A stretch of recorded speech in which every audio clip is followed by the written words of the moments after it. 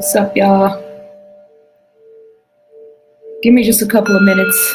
Let me let everybody know I'm live, and then I will be with you beautiful people very soon for this interesting conversation that I am titling The Hip Hop Matrix. And this is part one because this is going to be an ongoing conversation that I want to have. But yeah, give me a couple of minutes.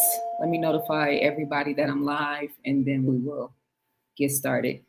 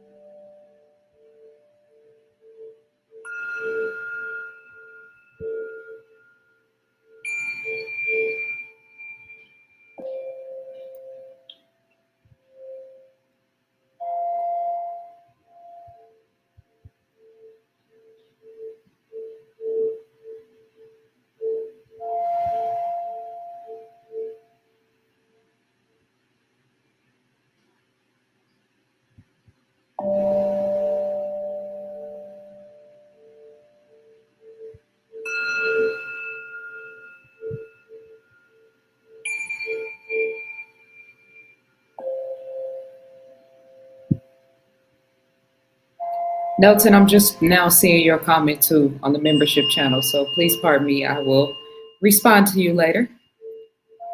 And congratulations.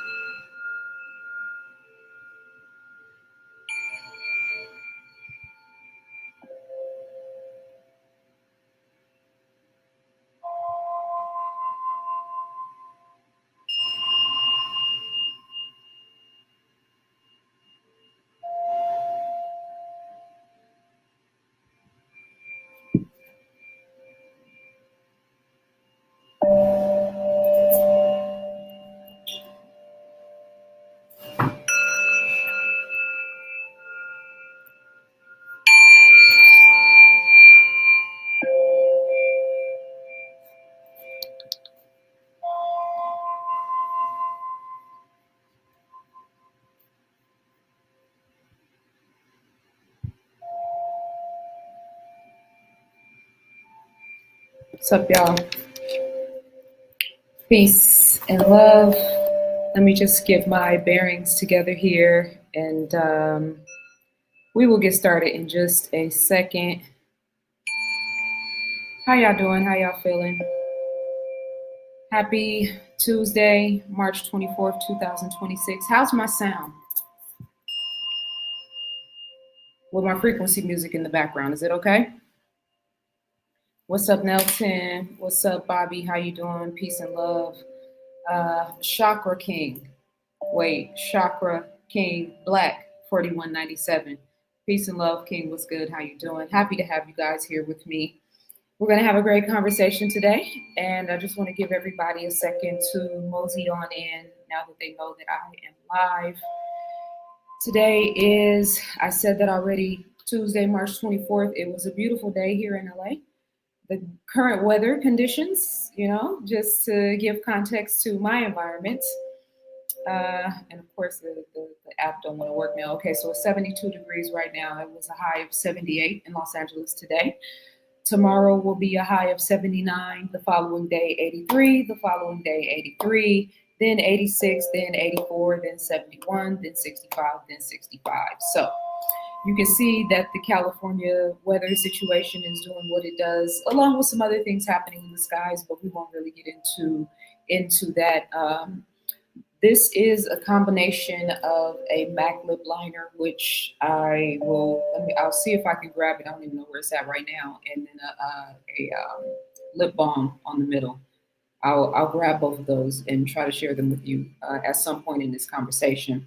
But yeah, I did a headline news episode 76 a couple of days ago. It is available on my YouTube membership as well as in my private membership channel. And I want to share some of the things that I talked about in that particular episode, which was 3 hours and 20 minutes. Like I really, really went in. And there's some trending topics in hip hop in particular that I want to talk about and share with you guys publicly. One of them is the Jay-Z Russell connection, which we're going to talk about. And then the other one is the recent situation with the Atlanta Hawks and the Magic City situation and all the hoopla and surrounding, and some of the conversation around the energy in the strip club, element of Atlanta per se. So we'll talk about all of that. I have a lot of content that in this episode. There was 54 slides altogether. That's why it's 3 hours and 20 minutes. But the thing about YouTube is I can't play all the videos. Then I get copywritten, or I get a strike, or my channel will be demonetized, and that's not fair to me. So what I'm gonna do is, because there's a couple of clips that I show in the episode that I want to share with you guys, but I also don't want to get copywritten or strike. So I just kind of show the screen and give context to what I talked about, what they talk about in the video, and then, kind of my perspective on it. But that's my little workaround to be able to actually, bring headline news to you guys, but at the same time still protect my neck, if you will. So, assalamu alaikum, brother La, how you doing? Peace to the God, Netaru, my brother. How are you doing, sir? Very happy to see you. I'm jealous. You're jealous of the weather, I'm assuming. But the beautiful thing is it's March, and so it's officially spring, and so it should be kind of warming up everywhere across the country if you're in America, and so all of us should have a little bit of extra sun access and vitamin D and all of the things. And being outside and being in nature is so important and so critical to me. And I really function at a high capacity and a higher capacity when I have time to spend time in nature, I just want to take a second and acknowledge that I am rocking a ponytail. And the ponytail is actually like really stable. The waves is doing what the waves do, right? I got my little curl action back here because my, the back is actually like this look with the up and the down, but also the back of my hair back here is still short too, even though I can wear a full ponytail. But the growth process is happening. Life is springing forward, and I am able to once again rock a ponytail, and I'm very proud of that. And my hair is healthy and it's growing back in a proper capacity. It grows really fast, and so I'm super proud of my ponytail, my little Afro puff here. We are on the move and moving back towards getting my long hair back. I'm ready for that. So yeah. Shout out to everybody in the chat room. I'm good, chilly but good, Queen. Yeah, man, you need to come back to LA and get some of these beach vibes out here. ZaRoc the MC sure do chant down the wickedness of hip hop. Yeah, I love ZaRoc. Much love to the Queen.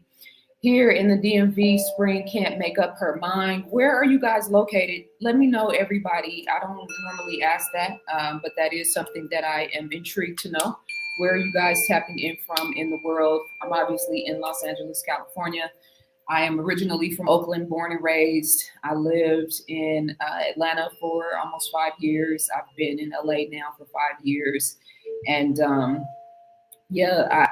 know for sure that I have a sort of wanderer, explorer spirit, because even when I did a walk with me a couple of days ago, and even when I'm just walking around exploring different parts in LA, like I get a real high off of of seeing different cultures and different environments and what's happening and all the things. It's all exciting to me. So yeah, being in the mix and like being an observer, but then also being on the field and being in the game too, is something that I'm very happy for and excited for. Okay, I'm here from the D Motown. Okay, much love to Detroit. You know, everybody says Oakland and Detroit are twin cities, and when I went to Detroit, I've been there several times and spoken there several times. I realized why people actually said that. There is a real commonality between Oakland and Detroit. So shout out to everybody in the D. New York City, much love. It's nice to see you too. What does that say? Beals Buzz Hornet. Much love for tapping in. Peace, Bobby. How you doing? Looks good, sweet thing. Okay, that's one way to say it. You know, that's one way to greet me. But I appreciate the flowers, especially the cherry blossoms. Um, yeah, Atlanta, much love. Atlanta is my second home. I actually think that was you who I responded to in the comments about Atlanta. That's my second home. So I'm looking forward to coming back real soon. So this conversation, headline news, episode 76, I'm going to pull up the presentation and share my screen here. So what I'm going to share with you guys is just some of the specific clips that deal with hip hop. But again, this is a full 3 hour and 20-minute presentation. I have a special right now. All the information is in the description that I'm running for an annual membership on my membership channel, which is $55 for the entire year. That's not a subscription. You don't have to renew. You just get access to all of my content. And as you will see, and as you guys know from my you know, my content that I post online and what I've put together here, that like I take my presentations and my content very serious. And so when I sit down for 3 hours and 20 minutes and I have 54 slides, like best believe I've covered top to bottom, left to right. Like I'm serious about my data and my research, and this is a form of alchemy for me, to be able to put together trending topics and then like make sense and look at the background and the bigger picture and kind of like it's like a puzzle for me. And so, you know, my members will tell you in my membership channel that I really take my headline news episodes seriously. And then there's episodes you can go and watch on my YouTube channel. But yeah, $55 for an annual membership right now. And I think you guys should take advantage of that and support your girl at the same time. Or you can just sign up for a monthly membership, which is $11. So those of you guys who are in my YouTube membership right now that are paying $6.99, you might as well just spend that extra $4 and then have access to, you know, all of my content, including our book club meetings, which we're having our next book club meeting this Saturday, the 24th. And I'm looking forward to that as well. So let me share my screen real quick, and I will be tapping in with you guys in the chat room periodically. Much love to New Jersey. Yes, please hit the like. Please hit the thumbs up. Thank you for reminding me, and please keep that reminder going in the chat room. I would really appreciate you. Love you so much, my wife, Zaza. Really, what happened? Where was I? I'm just kidding. Peace family, make sure you support Zaza and all her genius, worth every dollar and time well spent. Yes, much love, my brother. I appreciate you as always. Would you share your thoughts about the Afro Man affair? Well, Afro Man is actually a topic that I covered in this episode. It's not necessarily on subject with the hip hop matrix, but maybe we'll get to that in the process of. So I'm not gonna hold you guys for too long. In the process of this conversation, but I, again, specifically want to talk about the hip hop matrix because it is so critical. You know, I keep talking about spiritual warfare, right? Microcosm, macrocosm, you know, the pyramid with the elite at the top and everybody sort of falling in different categories. But then the pyramid of this world and then the pyramids of God's world and God's people, right? And we always have to contextualize that because, yeah, they got an army, but we got an army too. You know what I'm saying? And we're here writing for and representing the true and living God and the righteous, you know, beings amongst us, the ones that are in that Christ consciousness spirit, or that are representing that Christ consciousness spirit, which, by the way, I went to the Iftar celebration in Leimert Park for to celebrate the end of Ramadan that the Nation of Islam put on. And when I tell you, it was so beautiful, it was so exquisite. The FOI was on point, doing what the FOI does, right? And then the sisters were beautiful in their regalia, right? They looked, I mean, the colors, the vibrancy, the food was so delicious. and they had everything from vegan to vegetarian to, you know, seafood. Everything was just beautiful. They had this beautiful tent set up. The tables were immaculate. Everything was just so beautiful about it. And so shout out to brother Tony Muhammad. Shout out to my brother Salih Muhammad. Shout out to Queen Amina, who's actually responsible for putting that event on. And shout out to the whole entire nation and the mosque here in Los Angeles. And I so many people there that I knew or that recognized me that I got a chance to talk to. We broke bread, and the weather was perfect. Everything was just so beautiful right there in Leimert Park, in this epicenter of Black consciousness and Black energy. And so that's why I have so much love for the nation, you know, and that's my people and that's my family. The MGT, the FOI was all like, everything was just immaculate. And that to me is a representation. We talk about institutions and building institutions, and you got the FOI with the security and, you know, their reputation. Just doing security alone is one thing, but then the ability to do events like that and for them to be so professional and so pristine, and of course no drama. It ain't never really no drama when the FOI is involved. That's why they're so astute and good at protecting celebrities and whatnot. And so all these beautiful Black people, you know, Muslims, but then also everybody present. And there was Nation of Islam Muslims, and then there were, you know, brothers and sisters who Bilalian Islam, and then just Islam in general, right? It was just a beautiful experience, and I was so happy to be a part of that. And I posted some videos and some content of me there.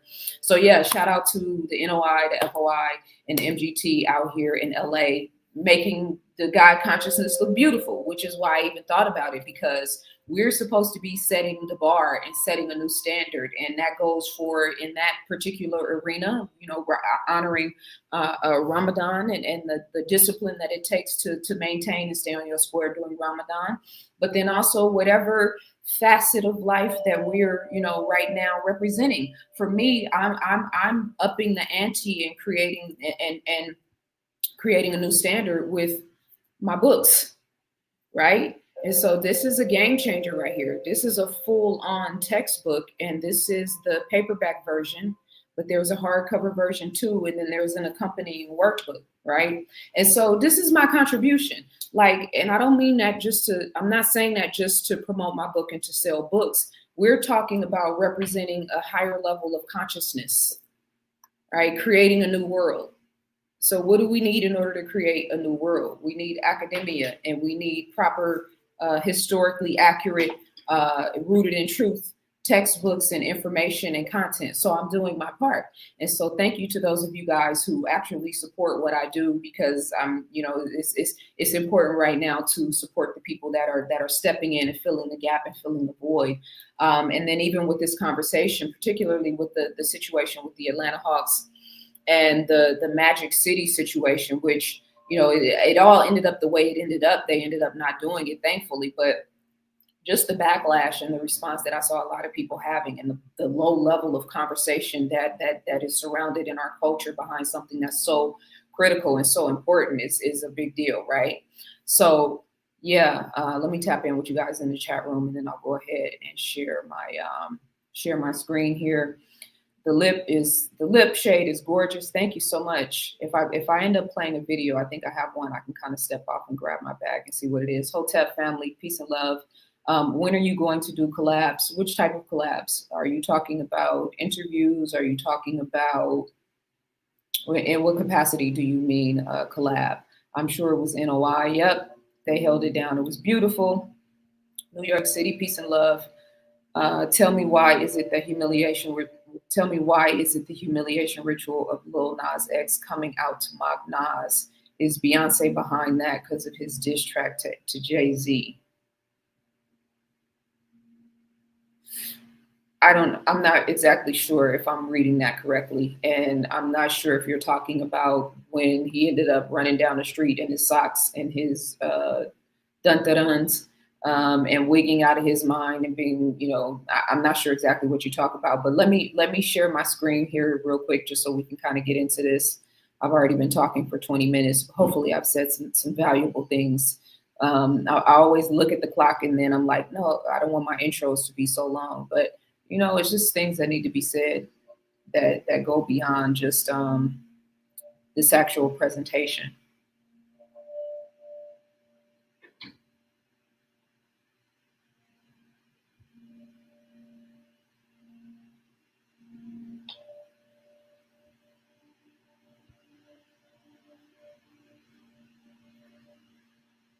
All right. And so once again, you guys, this is from my headline news episode 76. This is the most recent episode that we did. I've been on hiatus for my membership channel for some months. I took some time off. So this is my first like real extensive episode where I kind of honed in and tapped in with what's been happening, you know, the war situation, all of the things.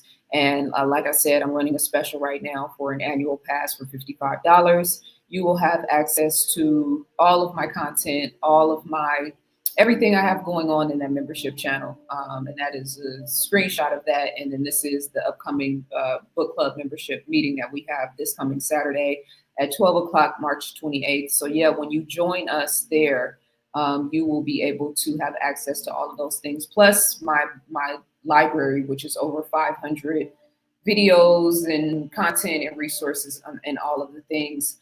So I want to start with this video because just to give context to when I say Hollywood is Satan's vision board and why it is so important for them to keep us on this hamster wheel right now, whether it's celebrity culture, whether it's being, you know, bogged down with war and all of the trauma that goes on with that comes with that, and not just on one front, but like there's like 10 different fronts right now where like real-time wars are popping off. And then the biggest war, which is the propaganda war, is the war that we can't pinpoint and that we can't see and we can't touch, and we can't send somebody a link and be like, here, look, this is what it is. You have to have spiritual awareness and discernment to be able to see how this thing is playing out on a lot of levels. You know, I've said before, like, we don't understand the subtleties of war, right? And so the Palestinian situation gets us activated, right? The Iranian situation gets us activated. The Cuban situation gets us activated, when all along there has been a consistent, you know, silent weapons for quiet wars, right? Just the irony of that. But that's the ongoing thing that's been happening in the background of America for us here as citizens. And I want to make sure that I keep emphasizing that point, because the anti-American sentiment is like really, really revving up. So you've got the, you know, the government element of that and how people feel about how the United States government is operating. And then you have the human, regular, average, me, you, all of us, right? The ones who set the vibe for culture and for frequency around the world. And our energy has been so consistently harnessed and studied and copied and mimicked and all of the things, right? And so there's that spiritual warfare element is playing out in all of these different ways. That's why I said they want it to seem like it's Islam versus Judaism. They want it to seem like it's just a religious war, but it's way bigger than that. This is about righteousness versus wickedness, light versus darkness, love versus fear. Right. And these people are going full throttle right now to try to get God the Most High to intervene in the affairs of the earth, because they know they're only supposed to be ruling for a specific amount of time. Religion verifies that. Nature verifies that. Right. Death of the West by Pat Buchanan, just for example. Right, the grafting process. We went with the Yakub explanation. We could go there. We could go with the Mendel theory about the dominant gene versus the recessive gene. We could go there. We could go with the migration out of Africa up into Europe, and then the whole albino theory, and then that changed these people. And then we could go with the connection to the Neanderthal. And you know, there's a lot of ways we can go with it. But in the bigger scheme of things right now, we're at the point where race-based consciousness has run its course. So we can't get snagged there, because 2020 showed us real clear, like there's a real separation happening in consciousness, and it's in our families, it's in our households, it's in our communities. And I'm not just here for skin folk. I'm here for righteousness, you know? And so God has qualifications, and we all should have qualifications. So this video, which you have to, the audio is just a little skewed because it's a screen recording. And so it's clear on my end, but it may sound, you'll have to listen to what she's saying.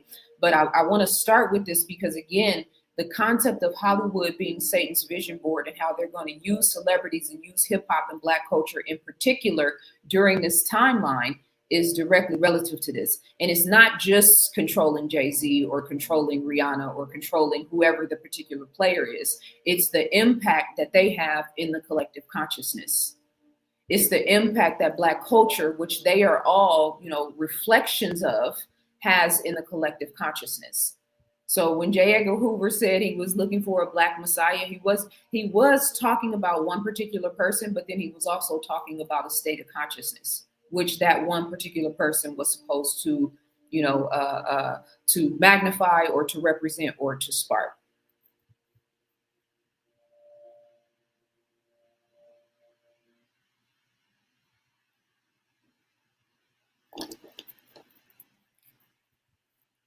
Does that make sense? Yes, the enemies of humanity, as I like to call all what you named, and the three-letter agency is the executive operation of them, I would say. They knew from the start, from knowledge that's not from this earth, that humans of earth have a power of manifestation, have the creative power upon reality. They've been hiding that to us the best ways they could with religions, etc. Psyops, of course. The secret is that they've been hiding from us about ourselves is that we have, by our thoughts, our power of thoughts, the ability to modify and create, alter the web, the structure, the holographic structure of reality. So any emotion, and the emotion is the key, any emotion that they put in our head, like fear, for instance, they broadcast narratives of fear porn as we call it, and we are going to project this frequency of fear into the web of reality, and we are going to create it. They are unable to modify the reality. We are. So they are going to influence us to create the reality they want. That is why I am really fighting for a long time to tell people, stop giving into the fear narrative. You have the power to create your own reality. That's the secret. So plasma harvesting, attention, the photons that come out of our attention from the pineal, which is connected to the kundalini, which is the conduit of life force, connecting us to our supernature, alpha, omega. So every human being in that sense becomes a living plasma charged capacitor that is able to output limitless amounts of creation energy. And if we direct our attention towards objective A, that's what manifests. If we direct it to objective B, that's what manifests. So the battle then becomes in the realm of the imagination and the capacity to which we can step back ourselves from the thrall of fear, step into our own supernature, take command and control of our own capacity to imagine or dream wisely. And at the collective level, that becomes an unstoppable force which shapes worlds, more or less. Yes, and what? So let me just pause this and give some context, right? Because she's got a thick accent, and I don't know if you guys could hear that clearly, but she was talking about human beings having the creative power, the power to create reality, and that the powers that be know it. And so they've put up all of these different roadblocks to keep us from that power. And she was talking about the power of our thoughts to contribute to the holographic structure and or create within the holographic structure, which eventually manifests in the physical realm. Right. And she was talking about how emotion is the key, right? And how they embellish and magnify fear. And so with that in mind, they're not creative. They're not wired to create, right? But what they are wired to do is harness a certain life force energy and a certain frequency and even a bandwidth of consciousness. And if they can get us to believe the illusion and control the mindset, then we will actually manifest the reality that they put in the films, right? That the Contagion films, right? And all of the content that sort of led us to this concept of a new world order, if you will. They've been laying it out and planting seeds for a very long time now. And even with a lot of times the oxymoron about social media is that is good because we're all like coming together and sharing information and crossing T's and dotting I's and figuring out what's real and what's not. But the flip side of it is that there's 8 billion people on the planet, and that, you know, the amount of impact that this psychological warfare and that this propaganda war is having in the collective consciousness is having ripple effects and affecting what's actually happening and manifesting on our planet, right? And so when I'm using the metaphor of, yeah, we're all on the Titanic, we're all on the Titanic together, like, yeah, I mean that on a certain level.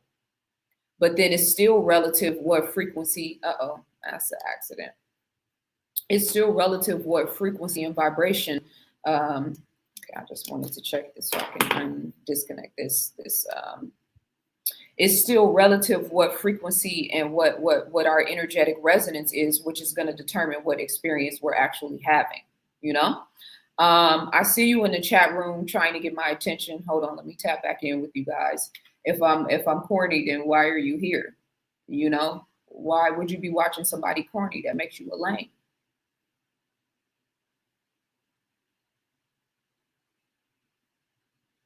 Thank you so much, Danny. I appreciate you for the super chat. Hip hop has been used to wage a psychological war on so-called Black people. They accomplished what they set out to accomplish with it. Very few of us are unaffected by the brainwashing. It's a massive rung on Yakub's ladder. Yeah, and I think that hip hop, as with so many of our different art forms, was originally, you know, started and rooted in something organic and beautiful and righteous. And that's what they do, though. That's why I always say they have to have an organic source, right? Thinking about like Tupac and how Tupac is still active. Tupac is still like really, really active in the collective conscious right now, but he's also not here anymore. And so why is his spirit still so strong and still so talked about in all of the videos and the exposés? And is he alive? Is he not? Because that powerful organic frequency that was like really dedicated to truth, good, bad, or indifferent, because he wasn't always on point or you know, it righteous, if you will. But still that frequency and the energy connected to the Black Panthers and this whole, you know, this is Black culture at its finest. And I say at its finest, I'm not saying that like I'm promoting the worst parts of what, you know, I'm obviously in hindsight, I was riding with Tupac, Hook or Crook. And then later I was kind of like, you shouldn't have did that. Right. So you get older, you get wiser. But I also recognize that the frequency of the essence of his being, like literally the fact that I'm even still talking about it right now, right? And so there's this ongoing thing, and even when I talk about that spiritual warfare, it's like the organic versus synthetic life, authentic, natural evolution versus, you know, the synthetic, control cycle, you know, making human beings slaves, whether it's physical slave, whether it's debt slavery, whether it's religious slavery, whether it's submitting to your lower self, because that's a whole religion unto itself, right? All of these different, you know, ways of looking at this dance. We could call it a dance in one breath, but then we could call it a war in another. But let me come back to the comment. I'm getting off point here because I saw a comment and it threw me off, and I wanted to make sure that I came back and addressed it. And then I saw the super chat and the comment by Danny, and I wanted to make sure that I acknowledged you and show you some love. Hey, Zaza, caught you live cooking. What's good? Every other group is under different brainwashings. Yes, they are. That's a fact. Peace, Queen. Peace, Malik. What's good? How you doing? I don't think we realize the degree to just how much our minds are constantly under assault by the powers that be. I agree completely. using people as reality generators. That's why it's important to ask, how good may everything get? That's a fact. And thank you for pointing that out. I'm glad you're able to, that lets me know you're able to hear what she was saying. She's kind of got an accent there. Well, both of them do actually, but yeah. And he was saying, he talked about harnessing the plasma and using human beings as a conduit of their life force. Right. And he was talking about the output of creation and our objective to manifest things through the realm of imagination. So that's why sometimes it feels like what I'm talking about is redundant, but like, nah, bruh, there's a simplicity to it all. There's a complexity to it all. And then there's a simplicity to it all. Right. Hold on, you guys. My son is texting me. Let me respond to my boss and make sure he's straight. And again, while I'm doing this, there's information in the description about my membership channel, special that I'm running, relaunching, headline news episodes, all of the things. We're going to kind of touch on some of the things I talked about in this episode. My Cash App information is in the description, my website for my books and all of my content, and everything is all in the description. And thank you guys so much that actually support me. So coming back to this, let me see everything. Just want to make sure I'm tapping in with you guys in the chat room. Well, we have full conscious rappers like La Russell who think Epstein and Hitler. Okay, so I'm going to talk about that. That's one of my main topics. So I got you in just a second.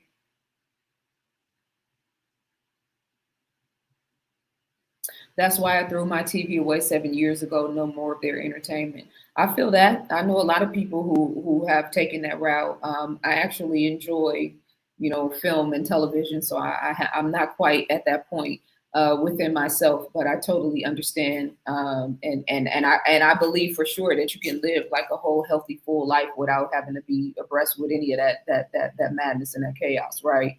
The programming, because that's where a lot of the spiritual war is playing out. So you constantly have to be on guard and making sure that things aren't slipping past your conscious mind and into your subconscious mind. That's another reason why watching TV when you're falling asleep is so dangerous, because your subconscious mind is being programmed through that process. So this is my whole headline news episode right here. Where do I want to start with this?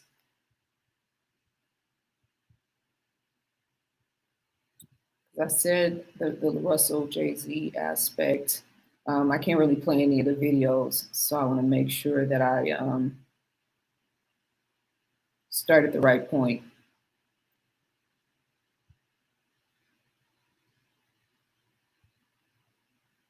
Okay, so I started with Rihanna's house getting shot up. And again, I'm not going to play the video, but I'm just going to talk about it real quick. And I'm sure you guys have already heard about this anyway. So a deranged assailant, a female that was obviously obsessed with her, end up shooting her house and knowing exactly where she lived. And they have video footage of her. She's in jail right now under arrest with like a $10 million bail bond. But they have footage of her from Facebook where she's like spazzing out and talking about how Rihanna is the devil and like all of these things. And the thing about it is she reminds me of the guy who was an escort. He didn't testify in the Diddy case, but he had green eyes, real light skin, almost looks like he's white. He was one of the escorts that they use consistently, and he had that Jonathan Brody, maybe his name, Jonathan something with a B, but he had that real starry-eyed look in his eyes, and he ended up getting arrested for shooting up the Trump Hotel, which is the point that I'm making about these people who like spiral out and end up doing these shootings, and now all of a sudden they're in jail, right? It's this MK Ultra we're looking at, or these people, the voice to skull technology, right? Or even the beaming frequencies. They have the capabilities now to beam a frequency based on your DNA signature. They can beam a specific frequency.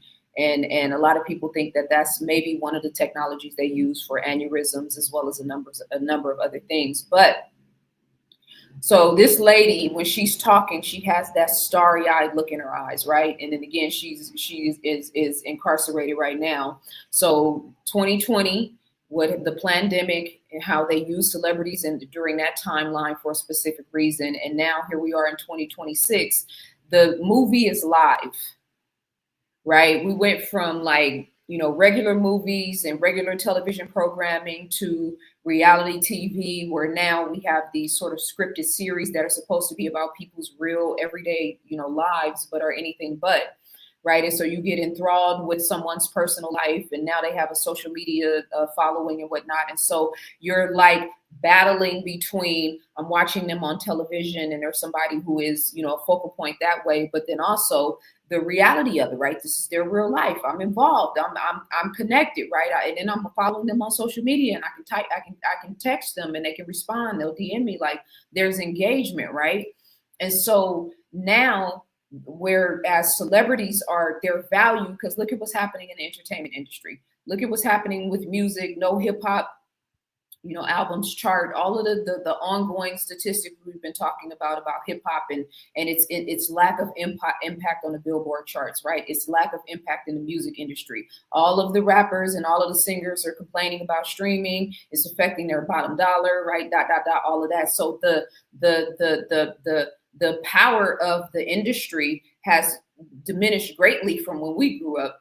I used to stand in line. It was a big deal for me when a new Pac album dropped. I was at Rasputin's in Berkeley. It was a big thing for me. Like I planned my whole day around it. I get my vegan ice cream right there. I go to Rasputin's. I get my CD. It's going to be beautiful outside. I'll probably take a walk and listen, and go walk through the UC Berkeley campus, maybe go to the lake and just chill in my car. So it was a big deal for me to take my money and invest in a physical CD, right?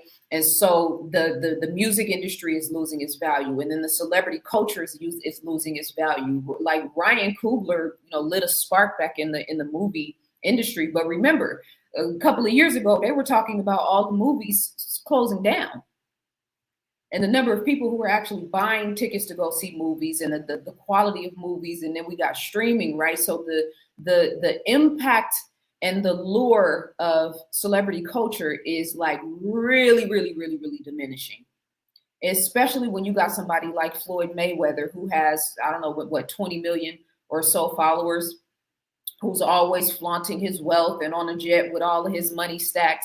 And the average person that's watching you is like barely able to make ends meet. Right. So it's giving Hunger Games vibes at certain points. And these celebrities are like walking a real fine line between the glamour and glitz that they're supposed to be portraying, and it coming off as really insensitive, especially if I'm scrolling and the first thing I see is a bomb hitting Iran. And then right under that is you in your closet showcasing your Birkin bags. It's not really a good look. You guys should start reading the room. And so the je ne sais quoi, if you will, of the industry is diminishing, right? And so how are they going to keep the value of that control and that investment? Well, now we're about to see all of the billionaires and the hundreds of millionaires, like we're about to see them earn the money. They're really about to earn their keep right now. All of the hundreds of millions of dollars that Diddy made, he's earning that money right now, sitting in being incarcerated. So Rihanna, first of all, this situation right here, again, the movie is live. We're all invested, right? And then you've got now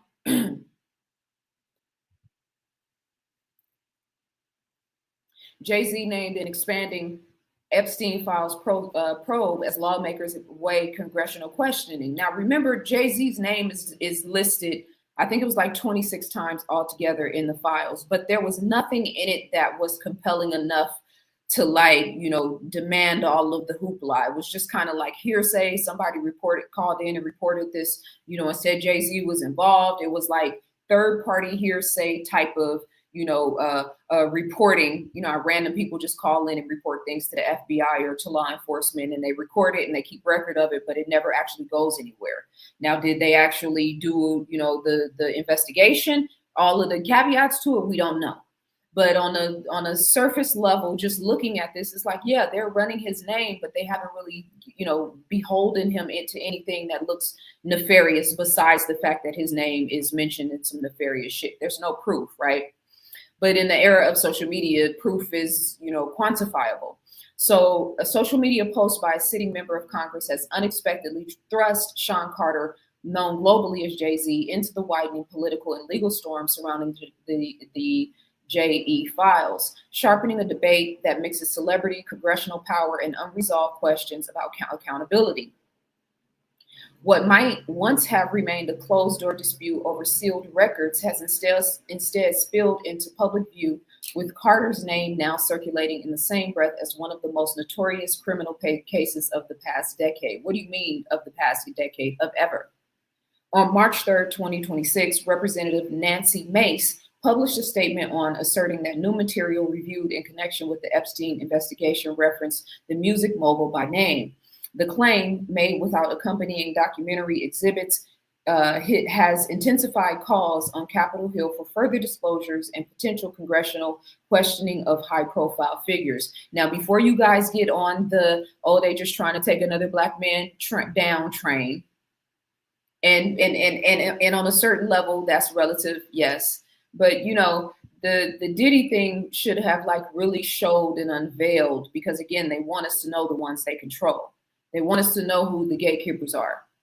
Jay-Z has proven through his Roc Nation movement, through the entertainment, through the NFL connections, right? Through the alcoholic beverages connections, right? Through the 2020 and the role that he played in promoting, the Jim Jones juice in that particular arena, right? To the Barclays Center and the, assistance of the gentrification of Brooklyn, if you will, making him the face, but he wasn't really the face. Or he wasn't really, heavily invested like that. There's a lot of ways that he's been used and sort of moved around in the background to, dare I say, control Black culture.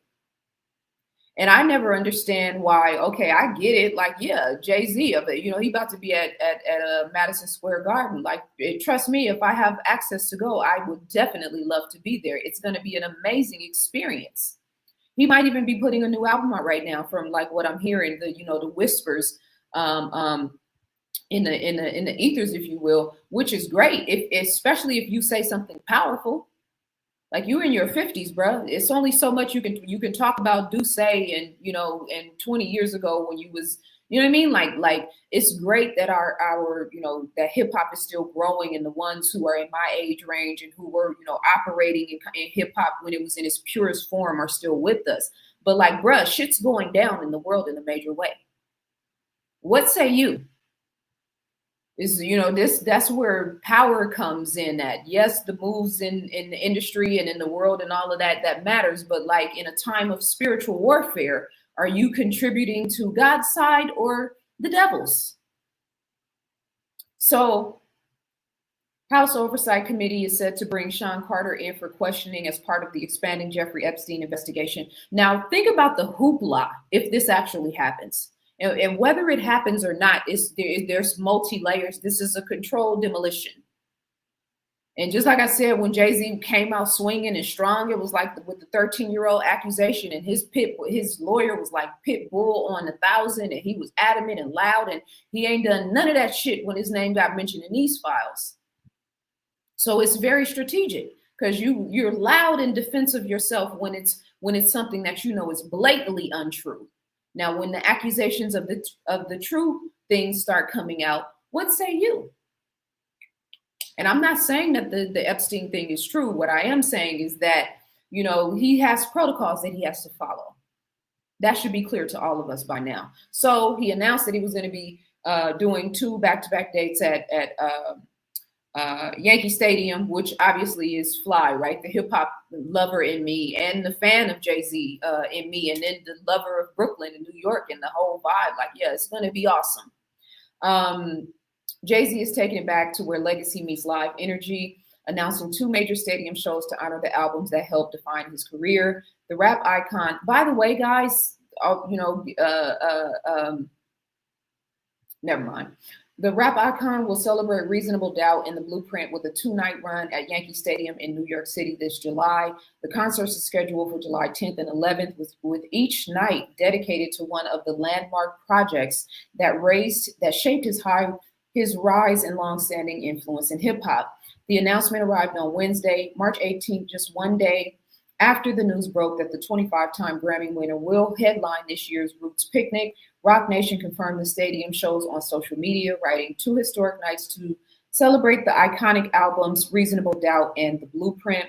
The first night is expected to mark 30 years of Reasonable Doubt, the 1996 hip debut that introduced Jay-Z as a sharp storyteller with business-minded ambition. The second night will honor The Blueprint, released in 2001, widely recognized as one of the most influential raps of this era. Now, do I think, is this good for hip-hop on a certain level? Yeah. Is it good for the culture on a certain level? Of course. But I also look at the timing now, right? And this but it's definitely also like PR spin, right? Let's change the narrative. Let's remind people who I am. Let's remind people, that I'm whole, right? And kind of bring the attention back on the reason why we all love Jay-Z. But again, the devil has different plans. And you could kind of see the way it's unfolding, because for every good thing that he does, there's always still some negative press lacking in the background, a la the Tory Lanez situation. I'm not going to play this video because, again, I don't want to get a strike, but Academics is showing another, or somebody is playing a clip of an Academics video that's showing the bodyguard coming forward and basically saying, yeah, it wasn't Tory Lanez at all.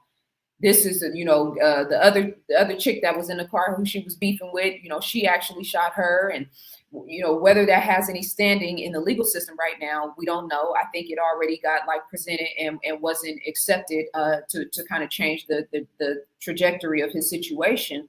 But if what Tory Lanez said was true, and if what his father has said was true, and the implication of Jay-Z and Roc Nation actually has something to do with this man when it was a total fugazi.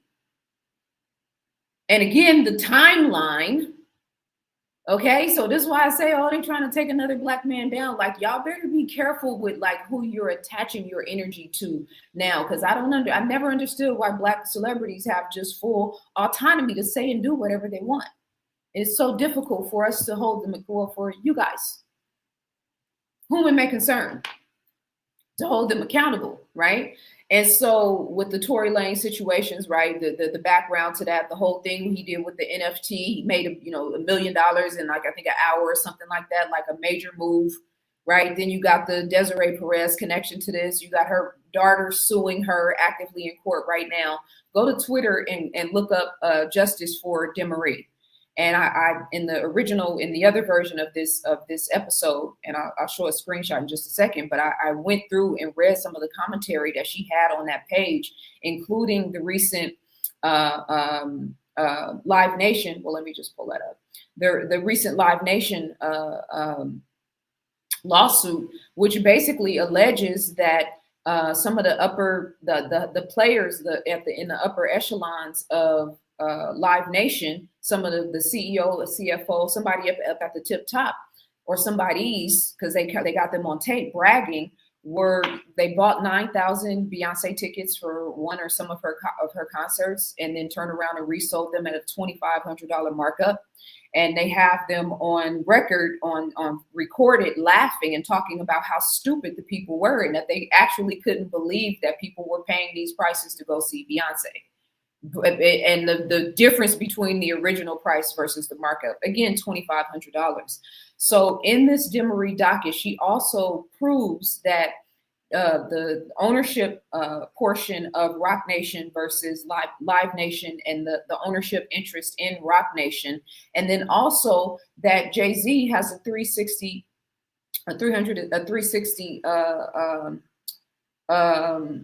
contract for 10 years. It was from 2007 to 2017 with Live Nation. And then it got renewed again in 2017 for 10 years. Is my timeline right? Yeah, I think I got it right. Just in my brain. Because again, I read through this documentation on the other version of the actual headline news episode. But so basically, Jay-Z being in a 360 deal, right? It was worth $350 million. So this is a 20-year contract, 360 deal for him with Live Nation. Now, what the nature of that 360 deal entails, if it's just his rap career, versus masters, versus touring, right, versus all of his other businesses, I don't know. But again, the timeline, constant negative press, constant lawsuits happening and matriculating around Roc Nation, is the timeline of it is very intentional.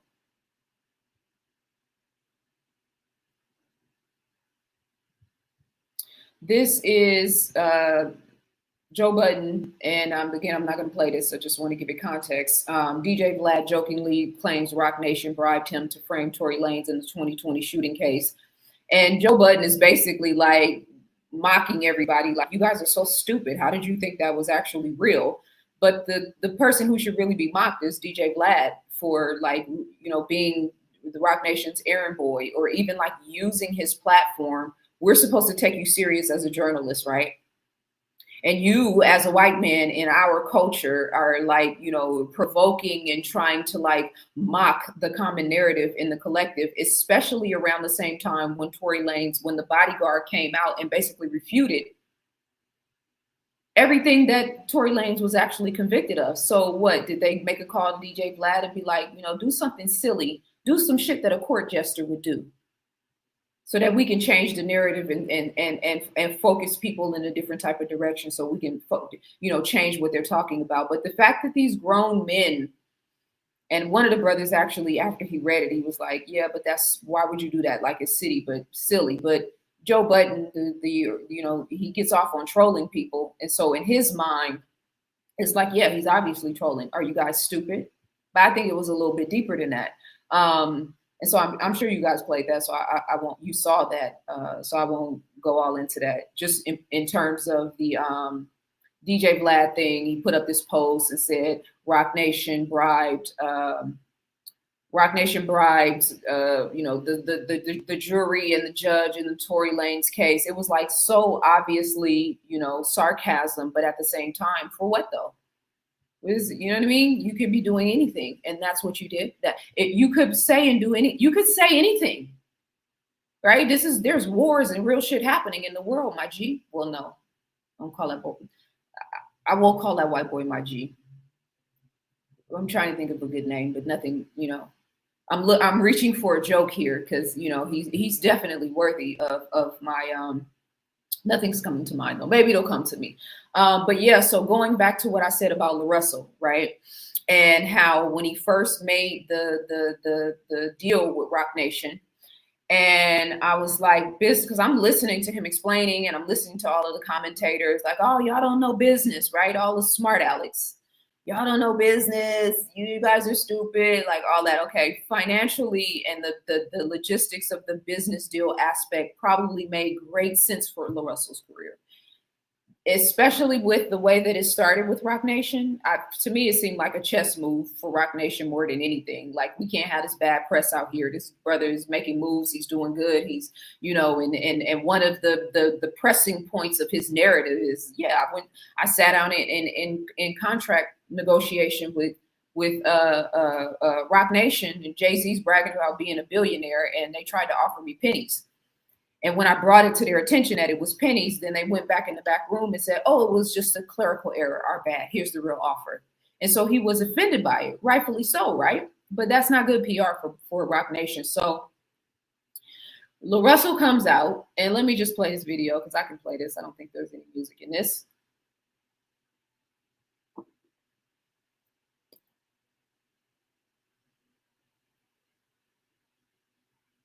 Even Kanye was heaven sent. Even the devil was heaven sent. Donald too. Epstein too. Adolf too. Even you. We all heaven sent. Don't point at me, not my heaven. You proud of yourself? Let me run that back. Even Kanye was heaven sent.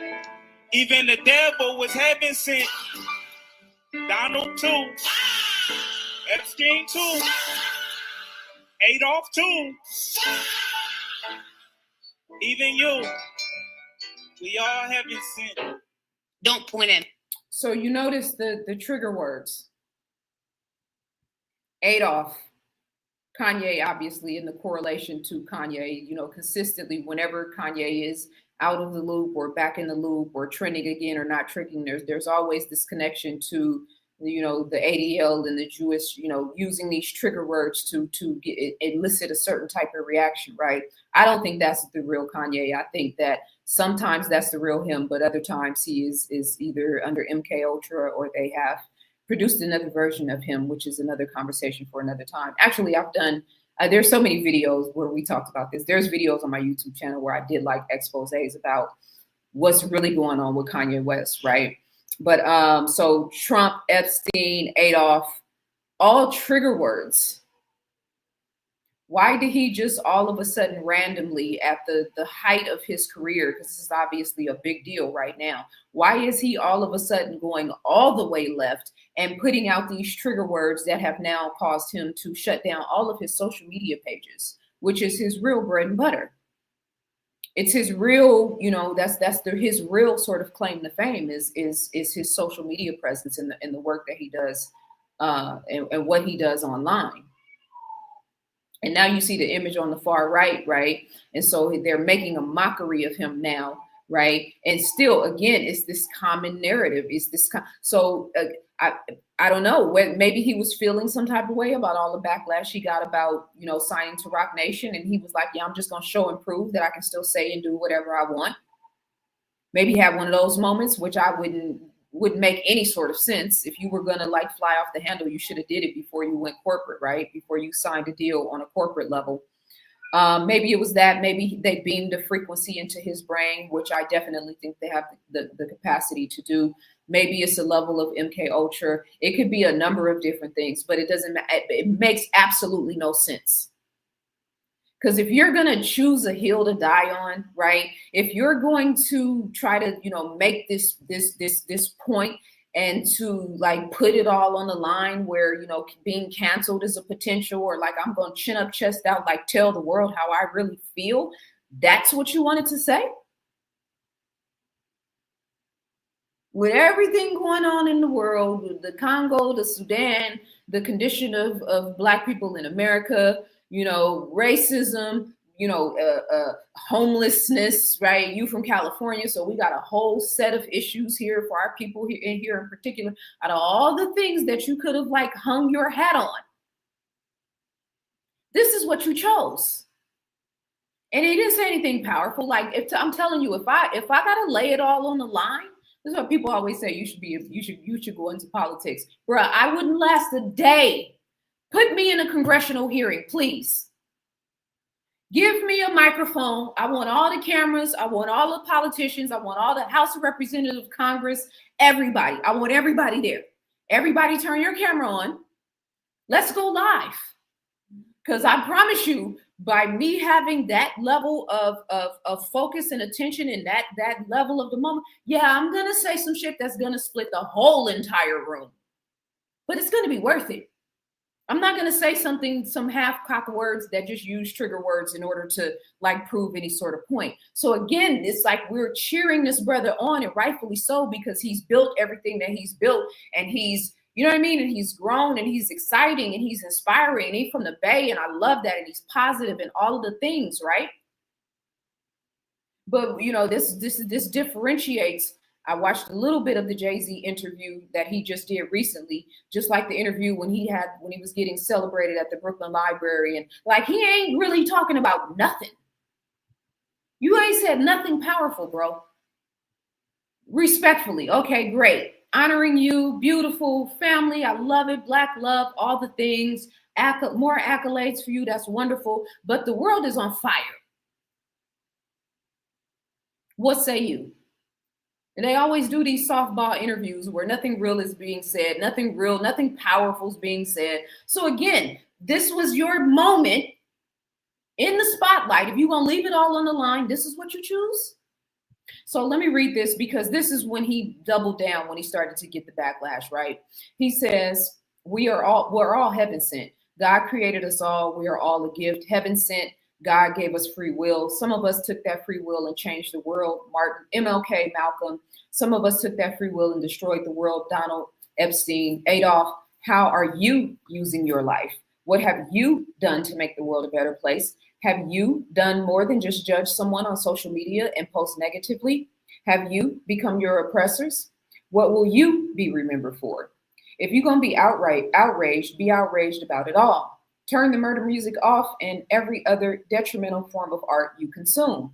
I'm one of the few N-words in this, I don't know, maybe BITCH, smiling and putting good into the ecosystem. I'm going to keep saying and doing what I want with my art because I'm a effing artist. Y'all can keep being fake, outraged, and complicit with everything else. This is my final statement on this BS. The selective outrage and fake righteousness is a joke. It's always us. Y'all been complicit in supporting serial killers, murderers, drug dealers, pimps, and N-words, destroying your community for years. But me saying God made me and he also made these sick demons is where the line is drawn. Cut it out. Now, I agree with everything he said. And you're not the only person that's trying to like maintain that level of consciousness and awareness in the internet, my G, right? But this is the same thing I said about the Muslim brother who wears the glasses, America something, right? He's a Muslim brother. He's highly intelligent. I love his content. I play his videos. But I'm also like, one video, he's like chastising Americans and how dumb Americans are and how you this and you're good. I mean, he's like going full throttle.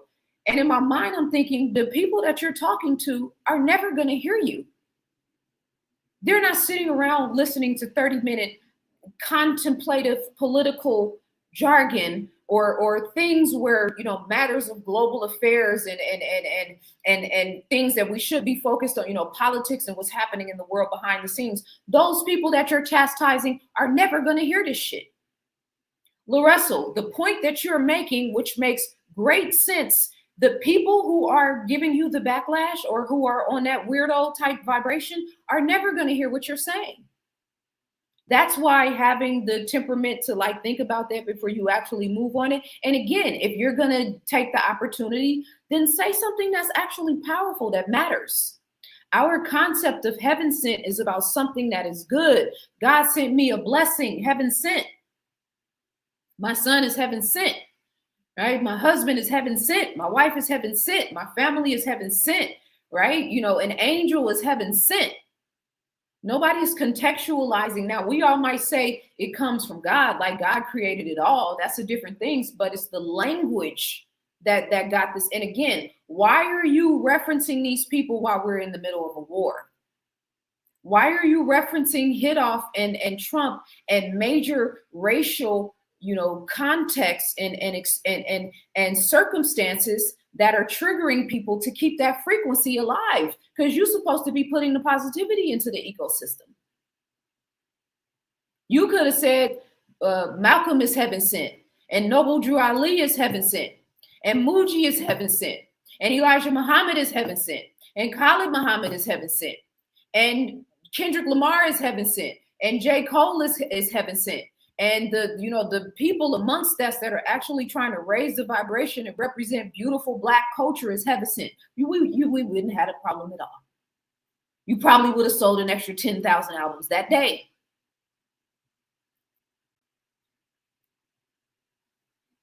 I see you acting up in the chat room, Society. So you want to get my attention. So you already know the drill. Hit my Cash App, and then maybe we can address and acknowledge one another in a different level of capacity. You know, you have the information, right? If you're heaven sent, then send me some heavenly love. How about that? This guy.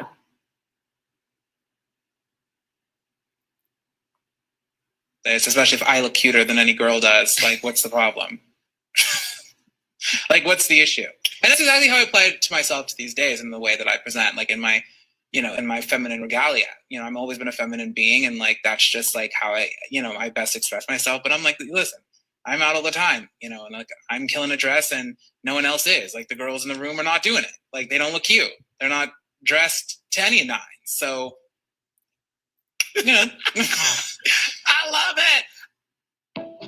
So they were eating his ass up in the comments everywhere. He posted this. They were just like, you know, women aren't, you know, you a 7 foot, you know, 16, wear a size 16 shoe like the average woman is not. I mean, they were lighting him up, right? But here's the thing. E.J. Johnson lives in Los Angeles, and he's also rubbing elbows with, you know, all of the who's in the celebrity, you know, world. in Los Angeles, I can guarantee you, you are not walking in any particular room, especially in that world, being more beautiful than the women. Los Angeles is full of physically attractive women, all races, all nationalities. Now, you know, there's the Hollywood bougie element, copycat, Kim Kardashian wannabe, blah, blah, blah, all of that. But there is also a very significant number of naturally attractive, beautiful, very beautiful women. That's why LA is one of the things California is known for, right? Beautiful women. So I can assure you that it is probably never happening where you are actually the most beautiful woman, man, or anything in any particular room, right? And then, you know, the audacity, right? Well, let me let him explain.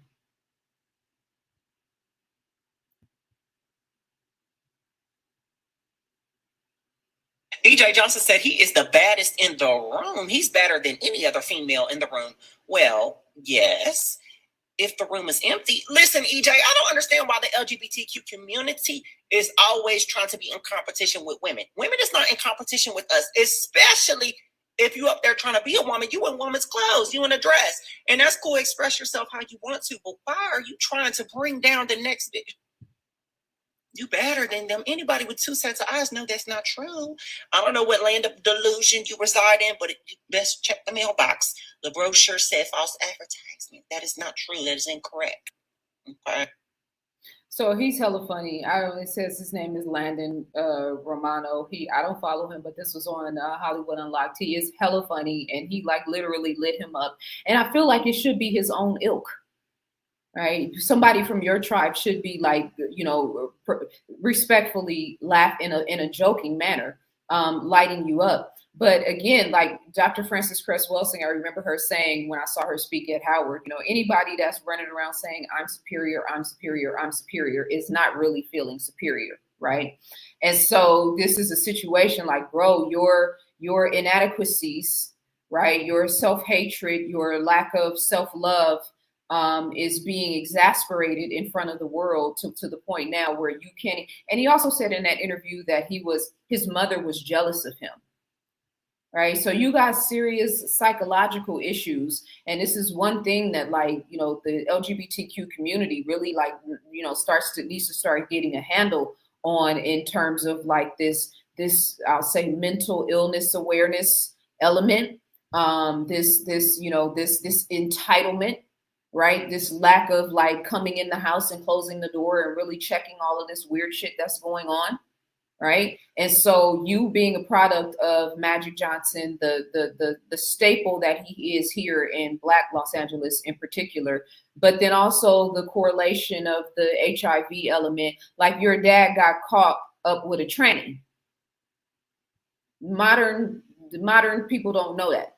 Right? Like that's not something that a lot of people know. And so you having to be born and raised in the backdrop of that, right? And that being a part of your narrative and that being a part of your family, you know, sort of legacy, it would make sense that you would end up on a couch, you know, in full formed regalia, not representing anything that you are like organically, naturally, down to the all of the lipstick and all of the thing and the facial makeup and all of the things, right? It makes sense that you would be here representing a twisted, weird, you know, lack of manhood, lack of womanhood, lack of godhood, lack of real consciousness, lack of depth, lack of anything valuable to say.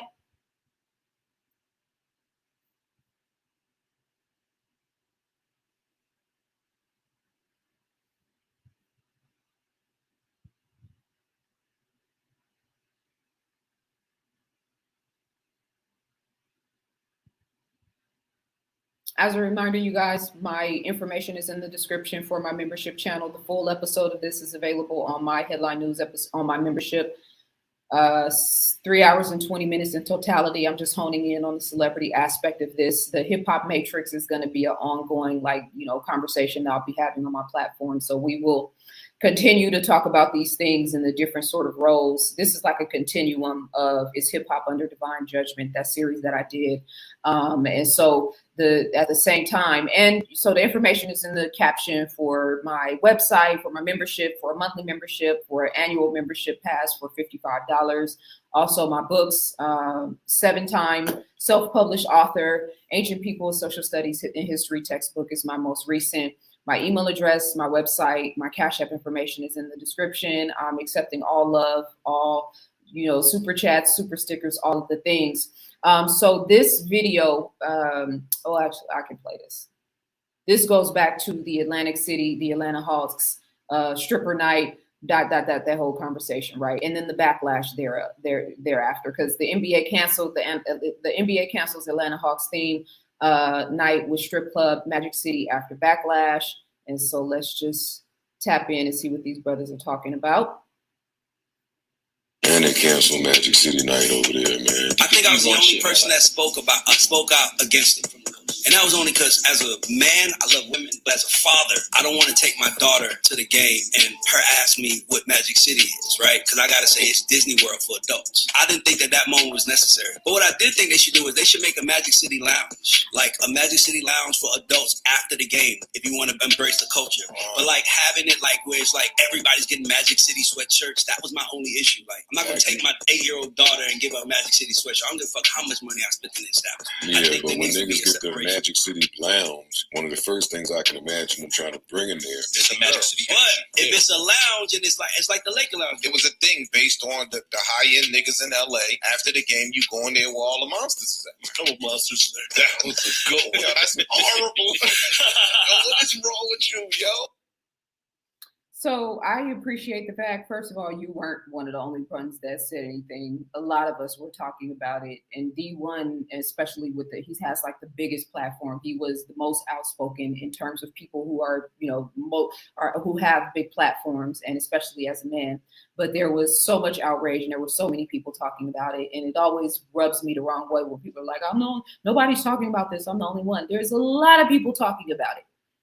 Right? Because there's some of us that are actually paying attention that care about what this, the culture that our daughters are being raised in. Right. So with that being said, I give him props though for his perspective as a father and the element of it concerning our children. This is a family entertainment environment. The fact that the Atlanta Hawks and the city of Atlanta was even entertaining this from the beginning is the most game, goofy, lame shit ever. I lived in Atlanta for 5 years, so I am a citizen because I said so, because I love my people there, because I'm tapped in, I got a big following there, and because Atlanta is a very prominent and important, cultural mecca in terms of Black culture. So yeah, we got dibs on that too. It's not just because you actually an original ATLian, especially when somebody like Future is acknowledging that in the documentary he did about Magic City, he's acknowledging like they started making money specifically for the music, specifically for the strip club. So it's the frequency starts in the strip club and is being produced on behalf of the strip club and that energy in there, but then it's billowing out into the world. So all of this backlash and all of these people that like, man, get out of Atlanta business. The NBA is a global entity, and Atlanta does not own the Atlanta Hawks. The NBA does. So the fact that you can't separate family-oriented environments, and then he's like, well, maybe they should just create a lounge in there, a private place for adults. Bro, why don't you just drive 20 minutes and go to the actual club? The stadium, between the stadium where they play and the actual Magic City, they're actually very close. Why do you need a lounge? Is it really that serious? That you actually need a strip club inside of the stadium where this is particular for sports? You know how silly he sounded when he said that? I was just like, bro, I was with you, but like, come on.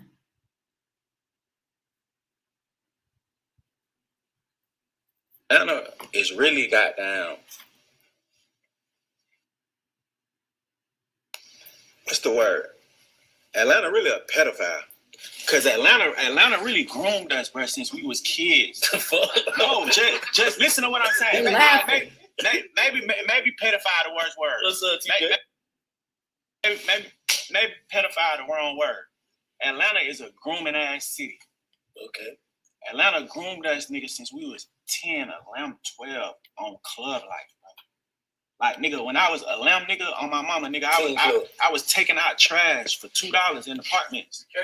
Just to goddamn get some chucks and some dickies to go to the Cater Skate. Yeah. Getting wristband. Goddamn, nigga, they used to have pictures with no liquor. You just get a picture of Sprite. So your ass getting groomed for the club. Yeah. From you goddamn in middle school. Yeah. So now when you got down 30, man, nigga, I've been going to the club since I was 11, 12 years old, bro. The club. Super. You get what I'm saying? Atlanta groomed a nigga, bro.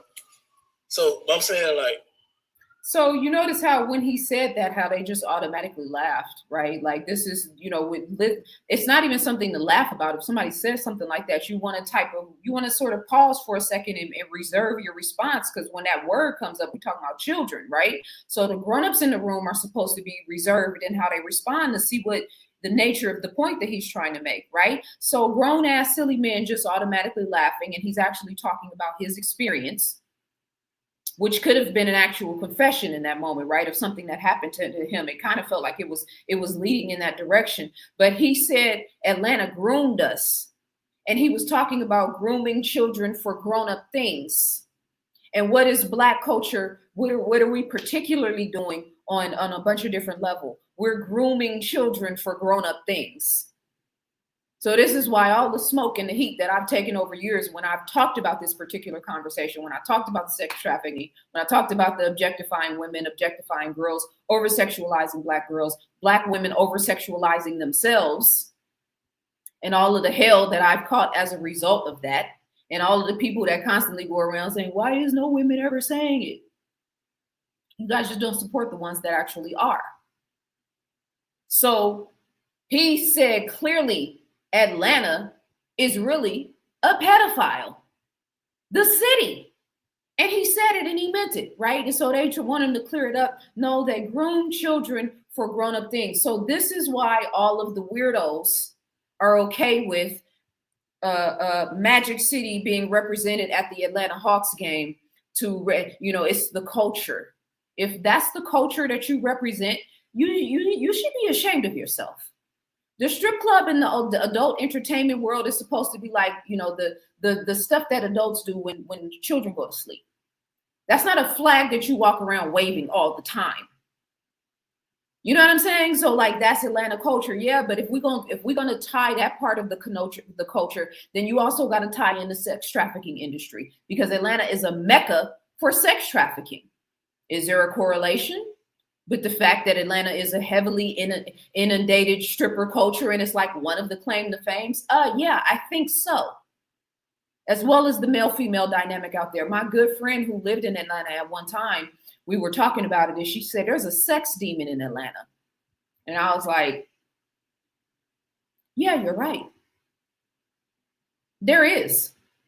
So, and then the other thing the guy said was talking about the Magic City crowd, and right, like if they bring girls in, and that's going to bring the Magic City crowd. And again, we're talking about a family environment. Why can't we preserve anything? Why can't anything be sacred? And then the backlash was, well, y'all didn't say nothing when they had gay night. Y'all didn't say nothing when they did this. They selling liquor, they selling alcohol, they selling all these things, and they never say anything about that. Yeah, and you don't either. So what do you actually stand for? You wait for a moment where the strip club conversation is the battle at hand in the moment, and this is where you're going to put your flag in the ground? It's the reptilian brain. It's the bird brain, fight or flight part of the human brain that you guys are operating in. The maximum capacity is to make sure that you eat food and to make sure that you are sexually mating and reproducing. And it's embarrassing. So when I do content, the video where I'm talking about Black America, the beloved, where I'm showing, like, highlighting and showcasing the best and the brightest of us, which is what this, even when I'm reprimanding us, I'm still representing Black beauty and Black love and Black excellence and Black consciousness at the highest level. It's all about self-awareness and self-accountability, right? So we can come together and do that too. But it's also it's also acknowledging that if we can lead the world in weird shit, right? If we can lead the world in concubine consciousness, right? It's so weird to me. have you guys seen the video of Cardi B where she's like riding she's at her concert and she's like basically, straddling the chair, and her BBL is dysfunctioning and malfunctioning in the process of her straddling the chair, right? There's like 3 or 4 different, I guess this is a scene in her tour. But I noticed, and I've said this to you guys before, why does the crowd go crazy when they turn around and shake their asses in front of the camera? I think it's like a hypnotic spell or something that happens. And I think that demon time element during the pandemic, when the strip club industry, the strip club world went live, right? The strip club grid went live. And demon time again. How are you representing demon time? And how come nobody in the stripper world was like, maybe we shouldn't do this? There's 10-year-olds that have this app. How can we put some filters in place so everybody doesn't have access to it? It was like, nah. Then next thing you know, OnlyFans is on and popping. While at the same time, women are calling for justice and respect and, don't objectify us and Me Too and all of this shit. Like, bruh, make up your mind. If you want to gain respect and garner respect, you have to earn respect. You can't objectify yourself and then get mad when you get treated like an object. You can't expect to get Claire Huxtable queen type of energy and attention and respect when you're giving off Amber Rose vibes. That's just not how this works. Whether you are in the corporate world or whether you work at McDonald's or whether you're just online trying to make it happen, shaking your ass, you know what I mean, in front of the camera. There's rules to this. So that frequency, that energy, remember the Economist magazine, if I had it up in here, I would show it. But the 2013 cover, I feel like I've shown it to you guys. You should have it etched in your brain. But the 2013 cover prophesized, if that's the right word, what was going to happen in Gaza in terms of the paragliders and the whole war element that took place, and the role that those small hats were going to roll, that they were basically going to set it off. The whole thing was pre-planned, right? But in that same scene, it's like it's all of the 7 deadly sins, and so it's this whole like image of hell. And there's fire everywhere, and Obama is in it, and he's riding in the pride boat because his role was to usher in the full throttle acceptance of the LGBTQ culture, which is not because they love and honor LGBTQ culture, but because that is the prerequisite for transhumanism, transhumanism. Right? So we're morphing through strategies and intentions. Right, the 100-year plan is manifesting right in front of us. These people do not care about people who identify as LGBTQ, any of it. These hoes ain't loyal. Could we use that language? Yeah, they're not loyal to anybody, not even to white people. So this is embarrassing. And Atlanta, this in the same way that when Kamala was there in Atlanta, and I'm on record with this. It's on my YouTube channel. So again, why no Black women ever saying anything? We're always saying it. You're just not tapped in with the ones that's rocking on that real queen goddess frequency. But for Kamala to come into Atlanta and have Megan stand up on stage and half naked and shake her ass in front of all of those people in Atlanta, and there was no outrage. And then right up the street, they had the Planned Parenthood mobile home, whatever you want to call it, the mobile center, right? Planned Parenthood on wheels. And so, yeah, they're providing information about, sexual behavior and all the stuff, all the good stuff that it represents, right? A woman's health and physical, well-being. But then they're also handing out abortion pills. What part of the game is this? If you can pull up and hand out an abortion pill and give me $500 worth of services in order to get my sexual behavior or activity or my physical body in a good space, where's the van? Where's the mobile compartment that's handing out $500 gift cards or $500 certificates to start a business or to open up a business or to get licensed or to pay, right? The real shit. because they're not invested in women's real health and well-being. They're invested in the program. That's why Planned Parenthood, like I talked about in my first book, Black Matters, the Scientific Intervention in Our Affairs, is strategically located in Black neighborhoods all across the country. The biggest one is in Kansas. It's a 45,000 square foot center. What does Planned Parenthood need 45,000 square feet for in a Black community? Is there a 45,000 square foot manufacturing sector where you're hiring those same Black women? Are you putting anybody in the community on? Or is this just a process of, like I always say, even with the, you'll stand outside and picket, and tell women not to, don't abort your baby, right? I'm not even talking about race now. I'm just talking about the bigger picture. Don't abort your baby, right? You choose God's way, like all these loving sentiments of why this woman should keep this child. But at the same time, there's no agenda to take care of women who say, okay, you're right. I'm going to keep my baby. I want to have this life. I want to extend. I want to do the right thing. There's no infrastructure in place for those girls and those women. All right, cool. Come here. Give us your contact information. We're going to have somebody from social services contact you. Or do you have a place to live right now? Is it stable? No. All right, cool. We got housing where we can set you up. We'll put you on a stipend to make sure you can eat healthy and clean food. When you actually have the baby, we can move you into some sort of part-time job where you can pay some bills and take it. There's none of that. That's why I don't respect any of you guys in the feminist world. And like all of those movements, I was so underwhelmed by Kamala Harris's, her whole platform. Again, you got 107 days, sis. Leave it all on the line. You know what I mean? She went from nobody really talking about her to in 107 days, she's like this global star. And it's all good. I get it. She ain't a white woman. So, melanated woman representing whatever. Okay, cool. You got the world's attention. You got the microphone. You got the platforms. You got all of the things. And I still haven't heard you said anything powerful yet. And then again, you brought this Black woman up here who is representing a very nefarious perspective to our daughters. And it was grown-ass people and elderly people and children in the audience. And the only thing she had to offer was shaking her ass. So you are promoting the sex-based frequency. And then right outside, you can go outside and get a Planned Parenthood pill just in case you do something nefarious tonight. Fork-tongued devil vibes all the way.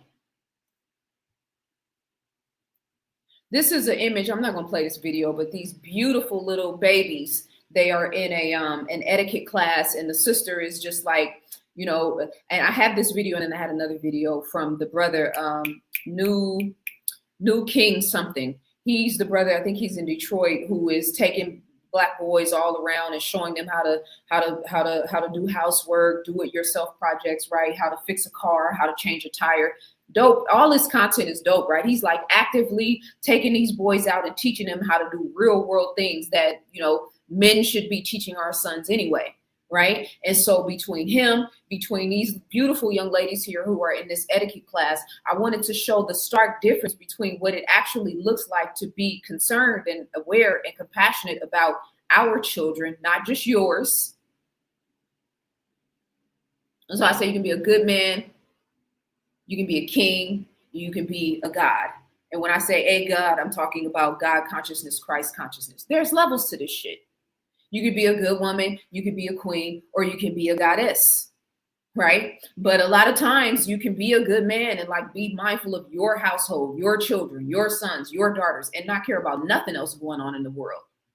A king is cognizant of his own household, but then he's also aware of how his footprint, his choices, his decisions are affecting the collective. That's king energy.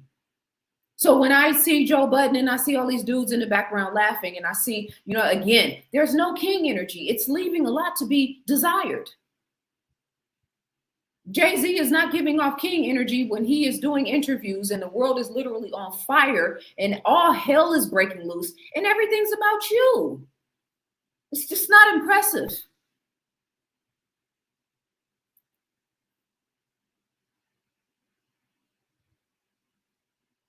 And then to reiterate the point, going back to how this frequency, this demon time energy, this this Jezebel spirit is so active in our culture. This is a video of a couple of brothers that are upset about the Houston rodeo. And mind you, Tina knows her gumbo, making people sick, some whole witches brouhaha. You know what I mean? Like, y'all better buy the ticket and enjoy the concert, but don't eat the food. Where's your situational awareness? The spiritual discernment never ceases to amaze me, or the lack thereof. Go to the concert, put on your silver goods, but don't eat the food. You know what I mean? So the rodeo, these brothers are complaining and talk. Well, I'll just play the first video. Let's just, because I've already talked way longer than I intended on talking. So yeah.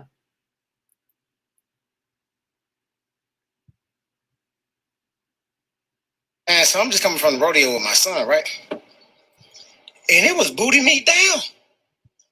I mean, it was booty meat down. I saw a young lady. She might as well have just took damn shorts off. I mean, she had 2 quarter-pounder just sitting there. And I'm like, well, damn. I mean, if I was a lady and I had all that I wanted to breathe to, it's hot as hell out here. But golly, it's a time and a place. I thought this was the Rodeo Magic City collab. Well, y'all, do y'all not have any shame? I'm talking about left cheek, right cheek, just out. Just what bruh said. I think bruh said in that video, the bootio. This shit turned into the bootio, y'all. Man. The bootio in Houston, the home of Bootylicious. All of a sudden, at one point, BBLs become this fascination, and you got women. It ain't just black women anymore, but we definitely started that. We, or you guys, to whom it may concern. I'm just gonna hit the Stairmasters and work out and figure it out in a you know what I mean, in the natural and organic way. So 10 years from now, I don't have to be going under the knife and having plastic and bullshit sucked out of my body, right? I'm just gonna, you know what I mean? I'm gonna hit the Stairmaster. I'm gonna do some squats. I'm gonna work with the dumbbells, and we're gonna figure it out. But what we're not gonna do is go lay on a table and have some shit injected, and you know, the Adi body situation, all of that. We're not doing that. No disrespect to anybody, but the context, the point of what I'm making and what he's saying, and then the BBL culture. Where did that actually start? Yes, Kim Kardashian, but Kim had to, Beyonce walked so Kim could run, and it's not because we talking about black women with natural figures, right? But it's the sexual promotion of it in the images and in the video and in the content, in the videos and in the content. And it's not, you can do whatever you want to do, right? Sex sells, it's the entertainment industry. What are you complaining about? I'm not complaining about anything. We are connecting the dots and crossing the T's and dotting the I's. Is BBL culture a problem for black women? And is it something we should be concerned about or not? Is low self-esteem running rampant in the culture, in the community of black women and all women, or not? So when he said, the other brother says, we tired of seeing it. He references FBA women, ass out everywhere. You know, I don't want to play him because he kind of got a little gully with it, right? And you know, called the women 304s, right? And so, I mean, hey, listen, again, you put yourself in the line of fire, it comes with certain things. I know as a woman, if I walk into a room based on the way that I'm dressed, I know what type of attention I'm going to get from men. I know what type of attention I'm going to get from women. And if I want to just completely have all eyes on me, yeah, going half naked is the way to go.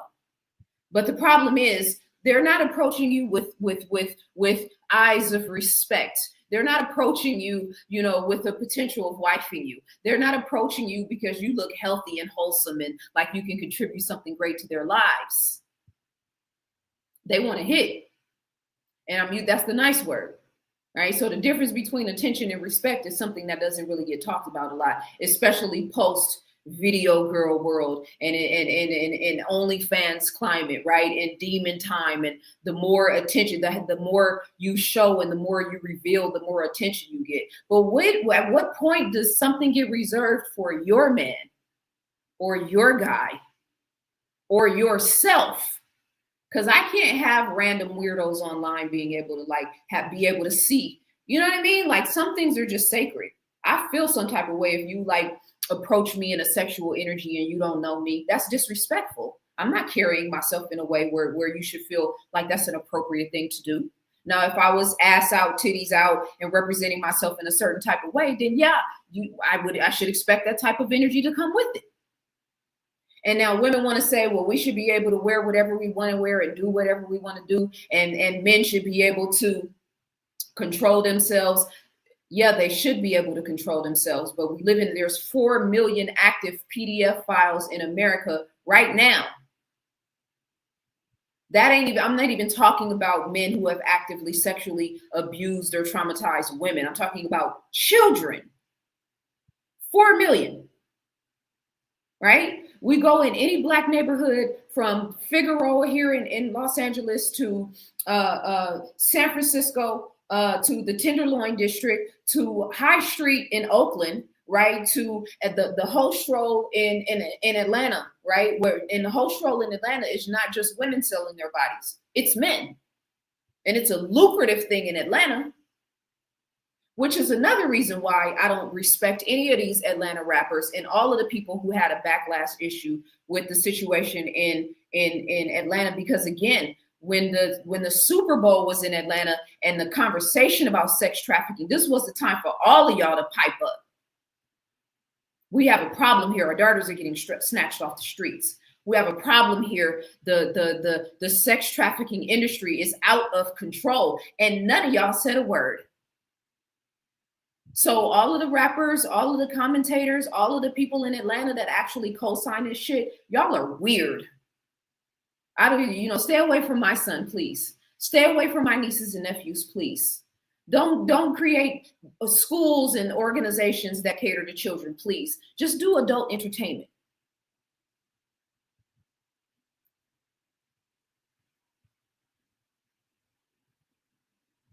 I'm going to leave you guys with that because I've gone way over my time. And again, if you would like to see this full episode, you can check it out on my website through my membership channel. The information on how to access that is in the description. If you have any questions, I will tap in with you guys real quick in the chat room. And again, if you want to watch this full episode, you can get access to doing so by joining my membership channel. I'm going to come to the chat room real quick and tap in with you guys. If you have any questions about anything that I've just talked about, go ahead and drop it in the chat room, and we will peruse through those, and then I will let you beautiful ladies and gentlemen go. I'm going back through the chat room. I'm so glad I caught you live. I'm glad you are too. You did too.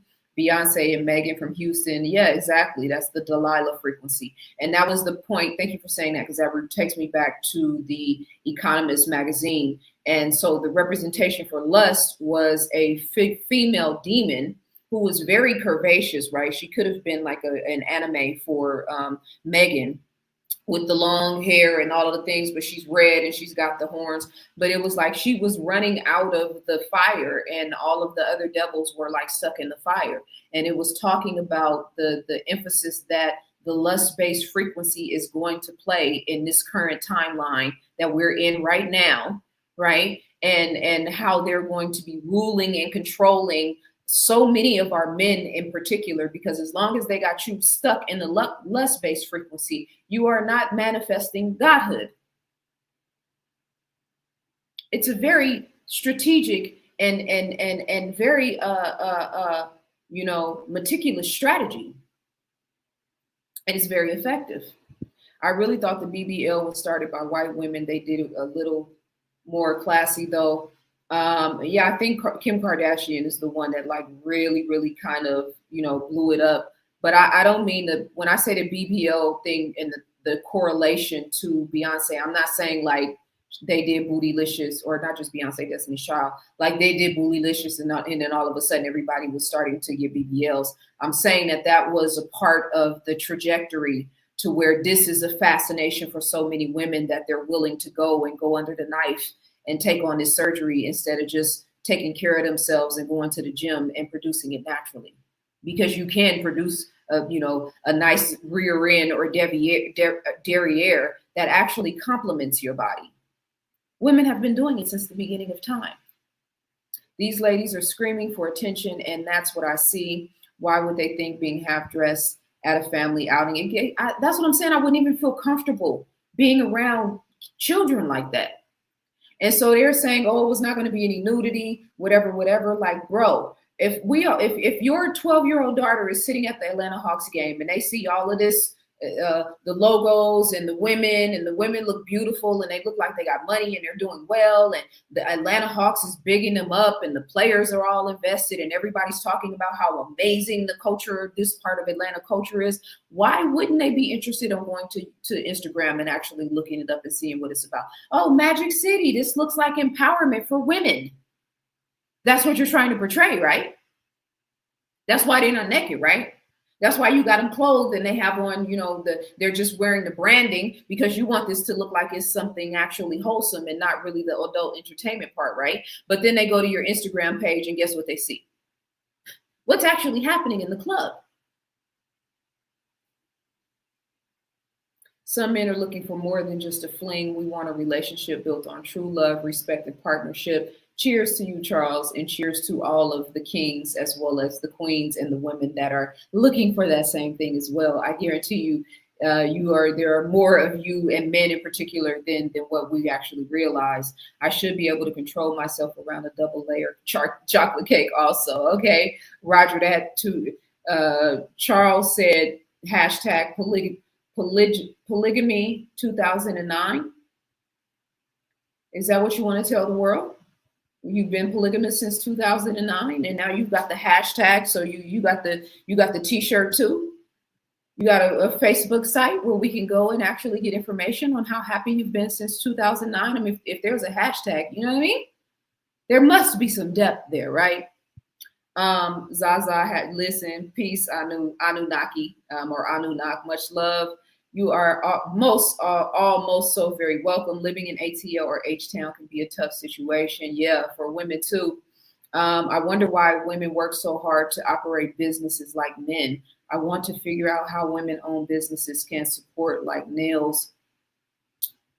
I don't really know what that second part of the question is, but in terms of working hard to operate businesses like men, I'm a business owner. I've been self-employed for 20 years now. And it's because for the income production, for the sovereignty, for the ability to create something from nothing, for the ability to be sovereign and to actually, take care of myself and my son and my son's, children and their children's children, and to leave a legacy and to buy land and to, and to be successful and to sell my books around the world and to be active in economics and in the income producing sector of the world, and to be great and to be expansive and to do fly shit that is incorporated with the entrepreneurial spirit. I ain't trying to be, I'm not trying to get up in your chest. It's just the question is a little concerning to me. Why women work so hard to operate businesses like men. We're not trying, I can't speak for all women, but the goal is not to operate businesses like men. The goal is to be successful. The goal is to create something from nothing. The goal is to be sovereign. The goal is to create. The goal is to expand. You know what I mean? Like the other cities and towns in America are safe havens and paradises. It's not about, we're only honing in on Atlanta because Atlanta is cheering on, and in a big way, in a ruckus way, is cheering on this idea that the stripper culture should be merged with family-based entertainment. This is not a Atlanta, stoning game or conversation, if you will. But like right now, Atlanta needs to be the focus, especially because it's a cultural mecca and the impact that it has in the bigger scheme of things. It's okay for us to come together and hold each other accountable. It's okay for us to call each other when we're out of pocket, when we're out of line. And Atlanta and anybody that was like celebrating and supporting this is 100% out of line, especially in the climate that we're in right now. Like we're literally talking about SA, abusing children, abusing women, trafficking, all of these nefarious things is active in the vibration right now. And this is what we're choosing to stand up for right now. It's terrible timing. We need to read the room. Dance hall has surpassed hip hop. Yeah, no. No, nothing will surpass hip hop in its true organic state. Now, and we still have true organic hip hop active in Black culture in America, but we also have the machine that's producing something else. But yeah, no, we're Black culture, and our culture here and what we produce and what we have produced and what we're capable of is vibrant and strong, and will continue to have a prominent impact in the world for future. You know, you know what I mean? Like, no, sir. And I love dance hall and I love reggae music, and I grew up in the Bay, so dance hall was really, really big in our culture. But yeah, no.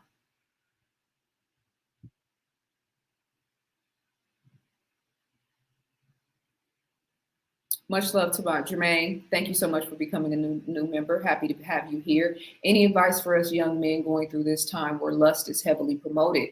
Well, when I say, you know, the devil is in the details and God is also in the details too, right? And so in a time where the lust frequency is being so heavily promoted and like active, and you know that they're weaponizing it against you. And so you see how the devil is moving and what the intention is. And so that means that the goal to be sexually disciplined is where your focus needs to be right now. Not saying don't date, not saying, whatever, live your life in whatever capacity you want to, but you need to be cultivating sexual discipline right now. Well, how do you do that? Well, fasting is a great way to do that. Reading books and content by men that, and watching content by men that are talking about the benefits of semen retention, right? Going into a study, reading, Taoism and Mantak Chia and his words that talk about, the power of semen retention and, the whole science of ejaculation versus ejaculation, right? Like, this is transmutation, where there is an energy that's operating in your body, and for men in particular who are very, heavily, sexually based in terms of a lot of the way they operate with women. And so transmuting that energy and finding another way to focus it and another way to channel it. And we only talk about this for men and sex, but I think we really, really, really need to start talking about this as women in a whole nother element. Not just to be sexually disciplined, but also learning how to alchemize and transmute that energy. We're talking about pineal gland stimulation and goddess frequency and goddess consciousness. It's a whole different level. The average woman wouldn't even be able to entertain that conversation, let alone men. And I want to sit with the men and women that are operating on that level, that want to talk about that type of, of consciousness and awareness. Like, yeah, I can do anything. But can I say no? Saying yes is the easiest thing in the world. That feel good, gratifying moment, but then how you feel afterwards, the health ramifications, right? The emptiness, the loneliness, the trying to fill a void where it's something else really going on with you, and so you just being promiscuous and turning yourself out. You know what I mean? I need for men, our Black men in particular, to really, really, really start seeing yourself as sacred. Like, stop picking up these wooden nickels. Stay away from these hoes. And I can say that with emphasis and be serious about it, because I have a 22-year-old son. I'm begging for the world to protect my son and to keep him away from the Jezebel spirit. But I've raised my son not to be an enemy to women. I've raised my son in a different mental awareness and capacity. So he's already fasting on his own without me having to force that. He's already reading books about sexual discipline without me having to force that, because I was living that. I was embodying that. So as a parent, you raise your children, yes, but then how you treat yourself is raising your children too. This is a fact. So finding a way to channel that energy. Working out is a wonderful way to channel that energy. For me, it's yoga, right? Yoga is a very sensual practice, but it's also super physically challenging, right? So there is a transmutation of that sexual energy happening for me when I'm in the zone, when I'm practicing yoga. Don't get any ideas. You know what I mean? Just let me tell my story without making it weird, right? Martial arts, right? There's physically expressing and moving that energy in the body, there's a lot of different ways, right? The way you eat. If you eat a healthy and clean diet, you're making better choices, better decisions. You're not operating, a lot of our eating is emotional. And so if you're emotionally eating you're eating things that are going to exasperate whatever your mood and your energy is already, which is going to make your emotions worse, your decision making worse, which means you could end up with a Becky, a random Becky at that. Or, a hood rat, depending on your preference. Or some random dude, so again, back to my point. Brothers, stop picking up wooden nickels. Learn how to retain your semen. Start learning how to be disciplined. Learn how to say no. Yes, you can do it, but should you do it? I feel like men should see their sperm as precious. Like I'm not just putting my body on the line for any random. You know what I mean? I'm not just giving my sperm out to, any random. And even if you're using condoms, you're still downloading and uploading energy. It's a whole thing happening beyond just the expression of semen. There's bodily fluids being exchanged either in both directions. That's why when you guys tout, there was a study done that says that every man she ever has sex with, she retains his DNA. And so his DNA could be your child's father. Like, shut up. Y'all so this is boy. There's not a lot of things I would debate. But this is probably one of those things where I would just take one for the team. Set it up. Let me put on my hat, my spiritual hat one time for the one time. And correct some things in the collective consciousness. But I'm being facetious, but I'm saying, like, when you understand the real, what's really happening in the sexual relationship and the intimacy of that space, you're not just laying down with anybody. And y'all be out here just laying down with anybody. And then you wake up in the morning and you know what I mean? So it's transmute that energy, get busy, create something, build something, read something, walk. Lift weights, like channel that energy into something else and like start looking at these females beyond just the physical and the body and the curves and all of the things and like have a conversation. Because a lot of times if you actually talk to somebody and get to know them, you're really not interested in having sex with them anyway. As I said in Keys to Womanhood in the opening chapter, like a lot of men that women end up getting involved in should have just been friends. That should have been the homie. Yes, he was attractive, but once you got to know him and realized that he was this, and this, yeah, he probably should have just been your friend for a certain amount of time. And then, whatever. Now, all of a sudden you guys have sex and it's complicated. Now you're in a situationship.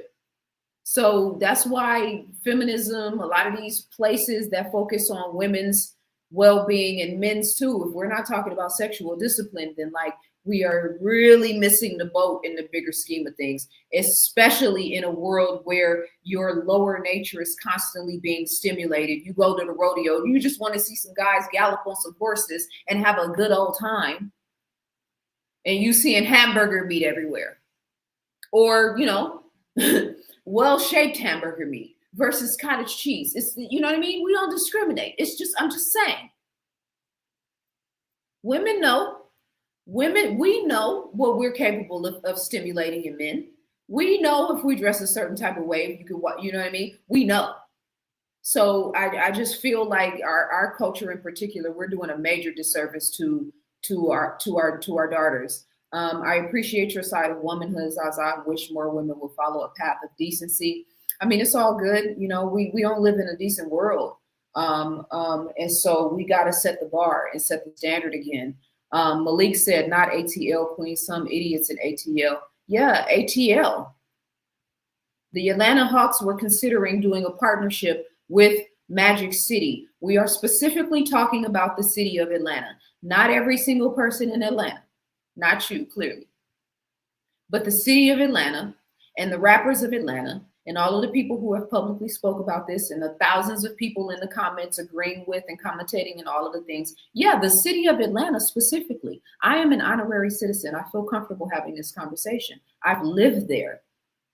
I've seen this frequency and this energy active in 12 and 13 and 14 and 15-year-old girls. in the city of Atlanta. It doesn't mean it's not happening in other places, but right now we're focused on Atlanta. I want to stay there for a minute.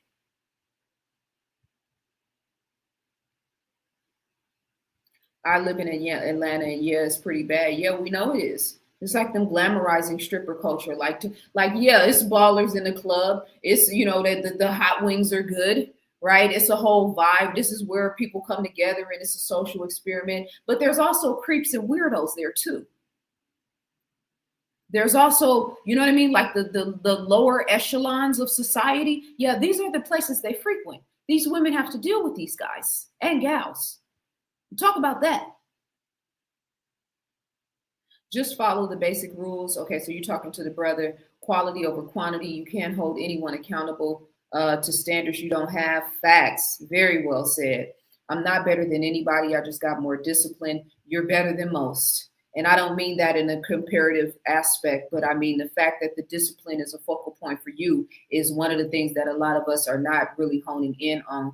Much love, Timberly. I appreciate you for the super chat and for the support.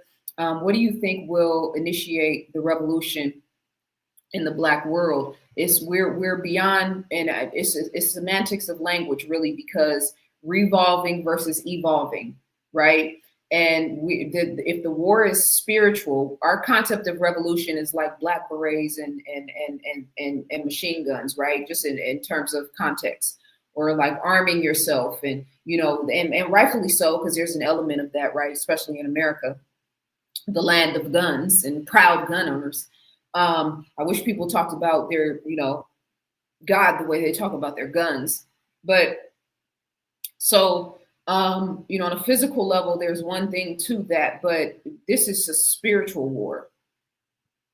And so, what will initiate the armor of God to protect you in a spiritual war is the question that I'm interested in right now, because people are unraveling, and fear is being exasperated on a day-to-day basis, and people are more lost than ever, and gas prices are like going up every single day, and the average person is barely making ends meet. And so we've been trying to build institutions on the backs of broken people, and it's not working. So when we talk about revolution, what we're really talking about is institutions and all of the things, right? And we do have people, active people in the world right now building institutions.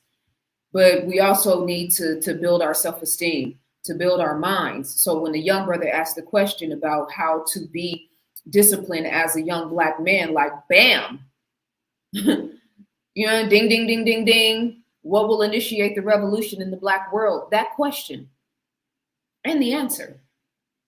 You know what I mean? So that's a big question, right? There's a lot of layers to it. You know, controlling how you eat, that's one way. Being disciplined in areas where you know you're falling short, where you need to be disciplined, that's one way. Being of service to your community and actively doing something that's adding value beyond just like having these conversations online, that's one way. Right? Doing something that is very culturally and community conscious, that's moving the Black collective forward. That's one way. So a lot of ways, you know, I think being excellent as a Black man, being excellent as a Black woman is one of the best things that we can all do right now. And then that's when shit gets real, right? Because now it's like, yeah, but I just want to go to a meeting and talk about the problems and, you know, beat the drum of what we should be doing and coulda, shoulda, woulda, and the white man this, and back in the 1960s, they moved the Black man out of the household, and that's why the white Black women got, you know, welfare. We still talking about that in 2026, like that part of the war is still active, and it's not. Right. And so the conversation needs to be fast forwarded to what's really happening in the world in 2026, what's happening in real time on the ground. You know, we want our women to be soft. Well, then move us out of war zones. We want Black women to protect and to take up for Black women. Well, then put some clothes on and show some self-respect.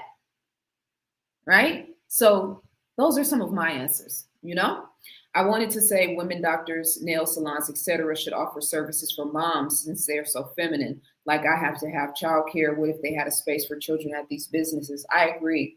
Great point.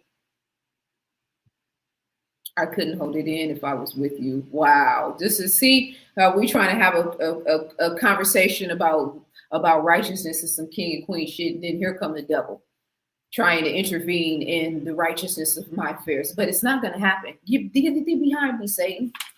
You know, I'm used to that lustful spirit trying to infiltrate my agenda here. And it's not going to work. Also, just creating and only connecting with people on a celestial level. Do they understand your mind? Yeah, that's a great question. And usually the answer is no. But that's why the discipline factor and like being able to be comfortable in your own skin and comfortable being with just yourself so that you sharpen your skill set, so to speak, and then you start attracting higher quality people and higher quality experiences, you know? Dang, I remember you talking about him when he was 10 or 11 playing basketball. Yep, that's my guy. He be watching my videos sometimes, and he'll come in the comment chat room and say something, and I'll delete it hella fast because I don't want people knowing. You know, I want him to have his own experience. And, you know, you want to poke the bear or bring the fire out of me, play with my son. And so I like him to watch in the background, but not, you know, don't give me a reason to turn up, son, please, because this is turning to a different, and people play with you. People get off on triggering me. People get off on like trying to poke at me, and, you know, it's fun for them. It's funny to them. And so, you know, that's why you got to take this stuff with a grain of salt. Your eyes will start to glow when you abstain and conquer lust. No joke. Facts. Great work, Zaza. My daughter will be married 5 years, September 11th. Congratulations. So happy for that. The great they had to bring down what was once the Black Mecca of America. I'm assuming you're talking about Atlanta. Yeah. Actually, there's been multiple cities that have been the Black Mecca of America at different points. Here in LA was the Black Mecca at a certain point. Obviously, when we had the the Chitlin circuit, right? The whole Green Book element, and when we were dealing with that, there was Black Meccas. Harlem was the Black Mecca at a certain point, right?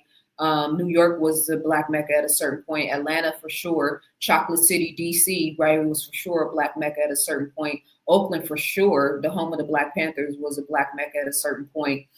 Chicago, right, with the Panther element and the political and revolutionary movement there was a Black Mecca at a certain point too. That's why I say that when they say Black people don't have a culture, I'm like, watch this. Wait for my next book. You know, it irritates me so much when people say Black people in America don't have no culture. Like, okay, watch this. We're going to create a whole textbook and a whole nother level of content that's going to showcase who and what we really are, you know? Yeah, and they caused so much flack for approving that Magic City trash that they eventually canceled it. Wonderful. Yamasi, I know you know I'm ignoring you intentionally because you're always trying to, like, you know, facilitate some low vibrational energy in my chat room. And I'm not going for it, you know. It's like Moses having to be surrounded by a ring of fire so that he could maintain his frequency because there were, you know, lower vibrational entities that were constantly trying to provoke him. Whether that was true or just symbolic, it does apply to you. So I was going to read you guys the Secrets of Prosperity Demonstrating from My Change Your Mind from Lack to Abundance workbook, just to kind of close this out on the higher level. So I've given you guys 2 hours and 10 minutes of my time, right? I plan for this video to be like 30 minutes. So please make sure you reciprocate, support my work. I have ebooks on my website. I have textbooks. I have workbooks. I have all the things that people have been saying we need to do. I've been doing it all. Not to mention the nature of this conversation, I feel like is worthy of your support. So the information is in the description. I'm just going to read a couple of these and then I'm going to let you guys go. But make sure you like this video. Make sure you share it. Make sure you share my content, follow, subscribe, support, donate, purchase books, all of the things, my membership channel, all of that. So this is from the book, The Super Beings, John Randall Price. And this is one of my goals. I'm getting ready to do an event at a local school here on April 6th, you guys. I'm not going to talk about it too much, but I'm doing a workshop for girls here at one of the local schools. It's going to be a really big deal, but I ain't going to talk about it. I'm just going to show you guys. But one of the goals is to do girls workshops and boys workshops. The girls workshops will be centered around keys to womanhood. The boys workshops will be centered around change your mind from lack to abundance. And I feel very proud of and responsible for being able to go in a room full of, let's say, 50 Black boys or 100 Black boys and hold court. and to hold their attention and to be able to teach them and to be able to gain their respect and to gain their trust and to help steer them in the right direction. This is one of the reasons I'm always promoting celibacy, promoting sexual discipline, because I see how they're controlling our sons. And I see how our men are continuously leading our sons in a direction where they continuously be led through their lower nature. And you say, oh, it's what men do. No, it's actually not. Anyway, let me stay on point here. So, Secrets of Prosperity demonstration. This is just to leave you guys with some high vibrational language, energy, content, context, all the things, right? This is a list of things that John Randolph Price in the book, The Super Beings, basically said, if you follow and abide by these particular, sort of spiritual laws, if you will, that this is one of the secrets to demonstrating and manifesting prosperity. He says, let's see, which one should I read? I was going to read this whole thing. Critical thoughts and feelings of fear will hold back your good, while a consciousness of love and trust will speed up the flow. Love is the fulfillment of the law, and faith is the energy that clears the channel. So the question was asked, how can we be prepared for this revolution? There's one of the answers right there. A consciousness of love and trust will speed up the flow. Love is the fulfillment of the law, and faith is the energy that clears the channel. And you may say, well, that sounds too woo-ha to me, Zaza. And plus, it ain't no good men out here, and it ain't no good women out here. Okay, so then build something you love. Create something you love. Study something you love. Master something you love. Embellish yourself and immerse yourself in something you love. And I don't mean like love, like, yeah, it felt good until I got my rocks off and now I don't love her anymore. You know what I mean? I mean, like you're a writer, create a book or an ebook, etc. I got jokes.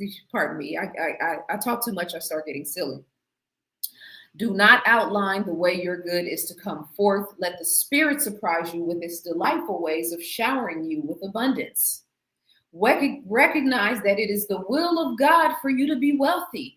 Understand that there is not anything that even resembles lack, limitation, or poverty in God's divine consciousness. You were born to be rich. You are the offspring of the infinite abundance of the universe. Now, if your spirit rejects these things that I just read, well, then the prophecy has been written. This will be the reality of your circumstances and situation, right? If you can't even fathom these concepts, then you know what I mean? You got some internal work to do in terms of that programming in your mind. Do not delay your demonstration by holding in mind the idea of receiving your good tomorrow. God works in the now. Now is the accepted time. If you live in the future, your prosperity will always be one day ahead of you. Again, this is my Change Your Mind from Lack to Abundance workbook. It's available in the physical copy, but you can also purchase the ebook version as well. Okay. And then, gratitude and thanksgiving are vital ingredients in developing a prosperity consciousness. Nothing opens the door to the storehouse as quickly as a thankful heart. You develop a prosperity consciousness by changing your mind, by replacing ideas of lack with ideas of abundance. Spend more time each day thinking about what you want rather than what you don't want. You don't want lack to stop. If you don't want lack, stop thinking about it. Now, again, I know for some of you guys, this just sounds like words and you don't want to hear that and you're yawning and you know what I mean? It's not real. You like, I got to get out here and get this money. Okay, hustle, grind. It's all good. Do it the way you so see fit. But I'm here for the alchemists and the magicians and the alchemists and the people who still believe in magic and the people who still believing that consciousness creates reality and that we are here to represent the true and living God and that anything we want to make manifest can and will be made manifest. I'm here for the creators, for the beautiful ones, the people that think nobody's ever done that before. Let me go do it. Okay? So that's my tribe. Thank you you guys so much for your time, your energy, and your attention. I never take it for granted that I can turn on my camera and you guys show up and we can have a meeting of the minds. I don't love the fact. I'm grateful for the fact that you appreciate and care about what I think and my perspectives and how I see the world. And I hope that this adds value to your day and to your life and that we all can work through our shit because there is a It's a great and dreadful day. It's a great day for us, those of us that are doing the work and that are sitting up straight and that are striving to be in alignment with our true, authentic purpose, and that recognize the bigger picture. And it's a dreadful day for those of us who can't control our nature, our lower nature, who are followers, who are stuck in groupthink, who are limited to Donald Trump and race-based consciousness and politics and what the regular random Joe Blow who chews tobacco and waves the Confederate flag is actually doing. It's going to be a dreadful day if you're not taking care of yourself and fasting and reading spiritual content and meditating and praying and working out and doing all the things. So I'm on the great end of the spectrum, and I will leave you guys with that. Thank you so much for your time and attention, and I will see beautiful people very soon. Check the caption for all the information I've talked about in terms of what I have going on, how you can support me, and how to connect with me. And I will see you beautiful people very soon. Peace and love.